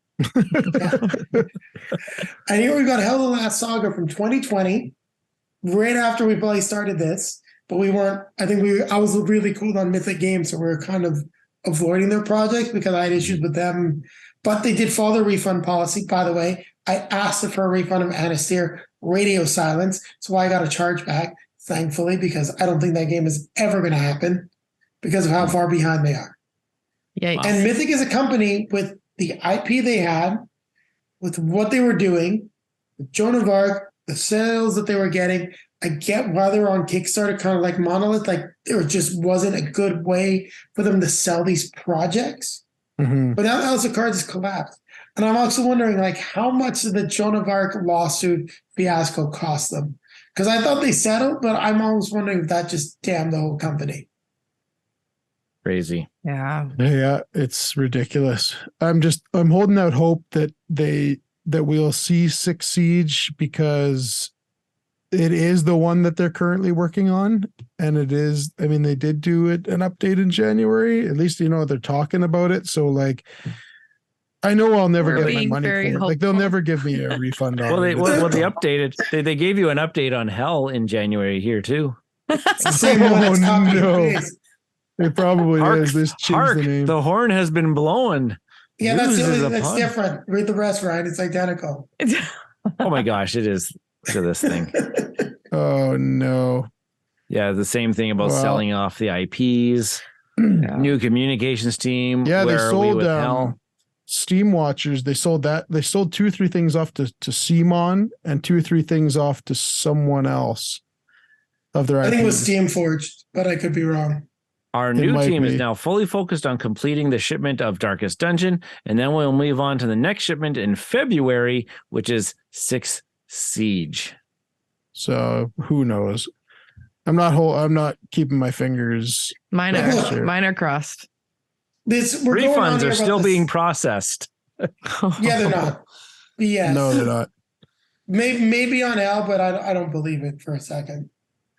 I tried to get a refund of Anastair, like basically a month after I did it, when everything started going to hell and they just didn't respond. So I went to the bank. Yeah. Got the money back. That's crazy. These guys are crooks, and they said, no problem. Now, if you are a backer and you're going to back something that's a little risky, learn what your bank's rules are for chargebacks. It might save your bacon. And I'm going to have a lot of companies out there who are going to want to rip my head off, because when you do a chargeback, it is a giant pain in the butt for them to stop that from going through. They have to prove that the product pull your heads out of your ass and get this project made. Exactly. It's pretty simple. There you go. Like I said before, we gave you money, you give us the game. It's that simple. Which is why pre-orders. And look, I got Bird on Blacklist Games pre-order, so be careful the company that you're working for. Pre-orders with solid release dates and retail is starting to look a lot more appealing than it has ever since we started this show. Where I thought for a while there, all my games are going to be coming Kickstarter, and I'd be getting basically Fantasy Flight games on retail. I'm starting to swing back the other way now, which is quite surprising. Yeah. Yep, totally agree. I think it's because the reality of it all is, like, we look at Fantasy Flight Games. Like, they are owned by Asmodee, who is part of the Embracer Group, who owns video games, who owns this, who owns that, who owns that. You know, like a lot of the other companies in retail, they're part of other conglomerates. And that's not necessarily a good thing because prices go up. People aren't happy about a lot of things that Fantasy Flight Games does with replacement parts, but they're there. You're going to make a pre-order, you will get your game. Renegade Games, with its deals with Hasbro now, they're funded. You will pre-order, you will get your game. Well, then, and distributors are going to pick up those games because they are reliable. So distributors are not taking a risk on picking up their products to send out to the retail stores. They have a good chance of selling straight to distribution.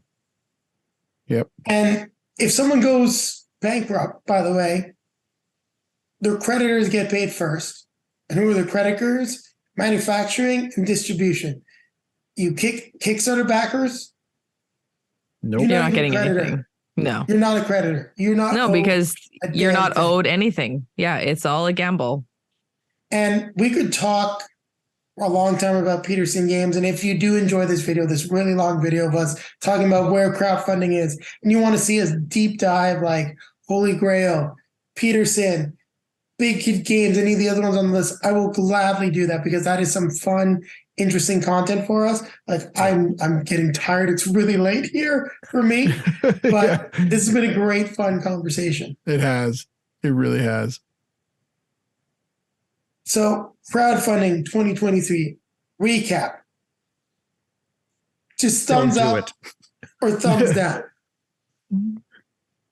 I'm about here. I'm going down. I'm down. Yeah. Overall, I'm going thumbs down. I think there's just too many problems.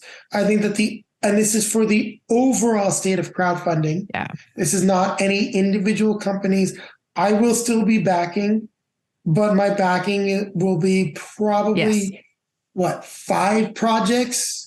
I think maybe 1 project a quarter that I'm going to be backing. There'll be a lot of $1 backs for sure, where I'm checking something out, keep an eye on something that may turn into something later. But me going out and being like, here's my money, like even on like a $60, $70 project, I'm going to be a lot more cautious than I've ever been.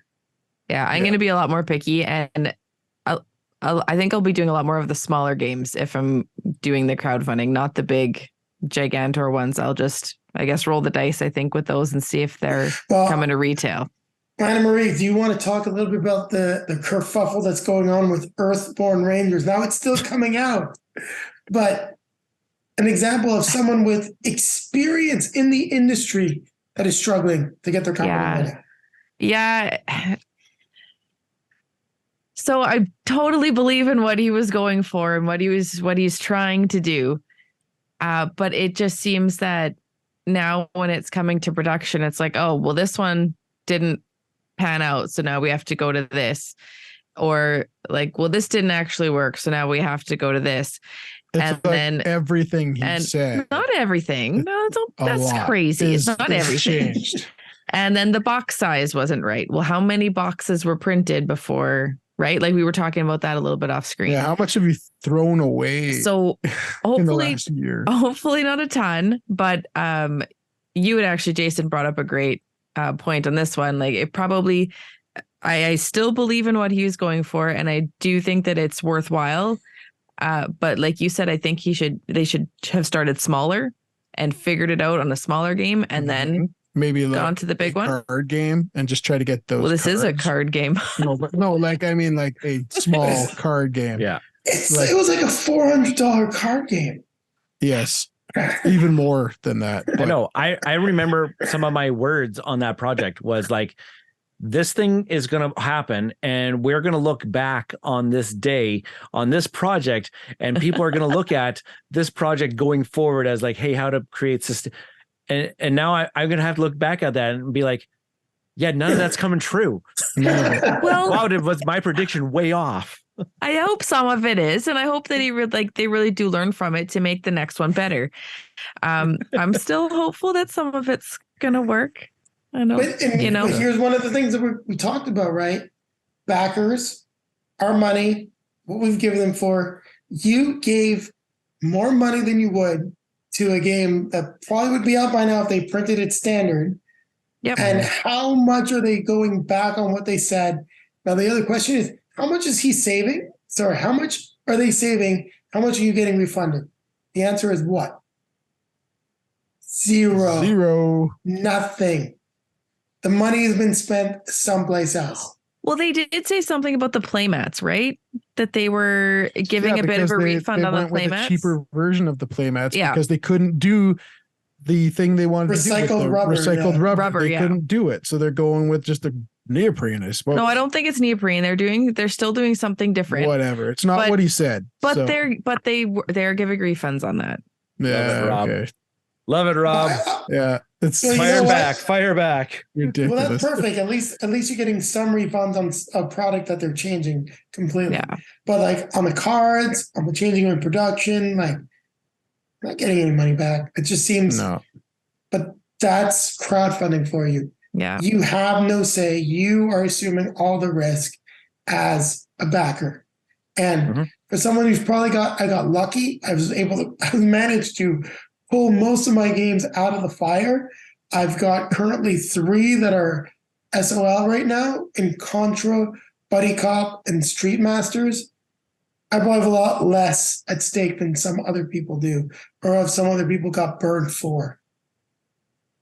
So that's why I got to just give it the thumbs down, because I don't see this getting any better. I see this getting worse. I see the fact that we don't have cheap shipping and that production and costs are rising. What it's doing, and it's similar to what my day job is, the professionals are rising and the pretenders are falling. The thing is, everyone could pretend to be a businessman at the end of the day. And one thing that we were said a lot of times on the show. Even me? Even me? Me? You pointed at me. Profit should not be a dirty word in this industry. Yep. The companies that know how to make money effectively, respectfully, at a good value point are the ones I think that are going to stick around. Companies that don't know how to do that are going to have problems, because you don't want to pay for crap. And we're going to a point where premium is starting to look not just like premium. It's starting to look like I really should have spent my money on something else. Yeah. Like hockey equipment for the kids. That's fair. Kind of, yeah, exactly. Marvel Zombies, hockey equipment, or Marvel Zombies. All right. Yeah. That being said, I think Marvel Zombies is the exception because of how often it will get played. But I think it sets a good benchmark. But how much time that now I find myself pulling out a quick little card game instead of my big epic fantasy adventure games. Yeah. It is more and more. Like, there's a Kickstarter coming out right now, or coming out next week, from AEG and Flat Out Games. It's their Point City and Deep Dive. They're small box card games coming to Kickstarter. I'm not going to back it because I know those are going straight to retail. Yeah. Those are coming to retail. But I'm finding that that's been more my jam lately than my big box adventure. More time to play them, because they don't take as much time. Yeah. So this is a little bit of a spoiler for those of you that survived the entire video. Thank you very much. Well, like Julie and I have been talking, and we are seriously considering taking the channel review-wise to bi-weekly. Weekly content, but bi-weekly reviews once we get caught up on a couple things, just because we don't have the time to play the big box fantasy games. Like, we're not getting them played. The Send hasn't been touched in over a year. It is probably one of our favorite gaming experiences. It doesn't hit the table. It takes a while to play. If I want it set up, I need to get it into the table. It needs to sit up. It needs to stay, and I need time to play it. But doing a review weekly, that takes a lot of that time away. Now, is that happening anytime soon? No, we're going to figure out what we're going to do to replace some of that content. But I think the reality is that the 4 of us, parents, 3 households are parents, and that affects our time a lot. And I think it's becoming a lot harder than I thought it would be to keep this channel going the way I'd like it to. Yeah, it's difficult. We live that every week. Yeah. Where we're trying to do our podcast every week. It just doesn't happen. It's usually 10, 14 days minimum, but between them at this time. Like, just the kids is everything right now. It's just every night there's something, every weekend there's something, and it's just, and then the rest of the time I'm just trying to make dinner and then fall asleep, So it's like, it is what it is. And, but I think it'll get better, down the road, the older the kids get and they're doing their own thing. But right now we're doing everything with them, and it is what it is. So we get out as much as we can. You do a long form podcast. It's not like you're doing like 10, 15-minute podcast, 25-minute podcast. So to get the time to do that is difficult. And it's the same thing for Julie and I when we're trying to do our videos, is finding the value for your time, finding ways to play these big box games, play these big box Kickstarters. And I think maybe that fatigue is also showing up on us. I mean, I've Chronicles of Trunagor coming. We have Agamonia. I don't know if Brian actually managed to get that. Nope. They never got back to me. They never got back to me. So they ain't getting my money. Plus, I'm never going to play that game anyway. So I'm glad that I don't actually have it, because I'm never going to get it played anyways. Yeah. Sorry, I'm starting to turn into the bitter old man of the group. Or you're just a realist. No. This is my chance to go back old school, Mr. Rau's rants and reviews style here. Yeah, that's true. Well, this is definitely a little bit of a rant, but I think we're at that point we should definitely wrap it up. We said our thoughts on crowdfunding. You get a little bit behind the scenes of what's going on with the channel, some of the stresses that we deal with as content creators. I'm trying to keep up with this Kickstarter thing and the whole cult of the new. Yeah. So now I'm going to let my hosts tell you where you can find them on the interwebs as we wrap up this much longer video than I thought. I was trying to go for an hour, but you know what? Hopefully you're having a great time. And Rob and Marie, if you guys want to rip this actually and put it on the podcast feed, feel free. I'll send you the that'd be sweet. video. Yeah. Nice. Sounds good. Again, it's been Rob and Anna Marie from the Meeple Dungeon out here in Kelowna, BC. You can find us on Twitter at Meeple Dungeon, and we have a YouTube channel, the Meeple Dungeon, where we do unboxings, generally speaking, and then our flagship podcast, the Meeple Dungeon podcast, on all your major podcasting sites. I'm Ryan from Mista Rau Gaming. Find me on YouTube. I'm live every Tuesday and Thursday evenings, around that 6:30 Pacific Standard Time. And yeah, I'm just playing games solo. I'm playing games with friends, partnering up with Plaid Hat Games for the month of April. We're bringing Ashes Reborn April. It's going to be Ashes Reborn all month long. And Plaid Hat Games is so generously sponsoring the channel for the month. So looking forward to that. Awesome. That is awesome. And you know who I am? I'm Jason from Dice and Dragons. I am here without my better half because she would not be as interested in all of this stuff as I am. But, you come for me for the Kickstarter stuff. You come to her for the grounded, real review. Don't pay attention to me. Listen to her. That's the way it works. And thank you again for my regular host for coming on this special episode of Kickstarter Excess or Value. Even though we're feeling a little negative on crowdfunding, there are some gems out there. There are some great stories, and we're going to keep covering this space because it's become so important to gaming, and we all love it. And I will remind you now to like, comment, subscribe, hit the notification bell so that YouTube will let you know when the next video is released.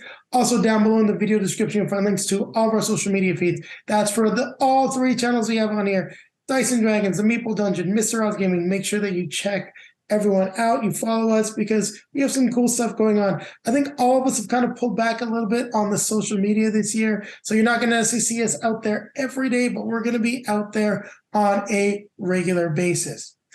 And then popping up in front of us are going to be links to some of the previously released videos. Over here, not sure how it's going to work with the camera or anything. You will see a link back to the most recent release, and then you'll see a link to the full Kickstarter Excess or Value playlist. So talking about some stuff that's still in the pipeline, Wild Ascent and Storm Thunder, go back how many years we started this show, and you'll see some stuff that still hasn't been released. And while we're feeling a little bit, we got the Kickstarter blues. And if I can find a nice musical cue, I probably won't one of the time. Maybe I'll choose some music there or not. And then I want to remind you too, keep playing games.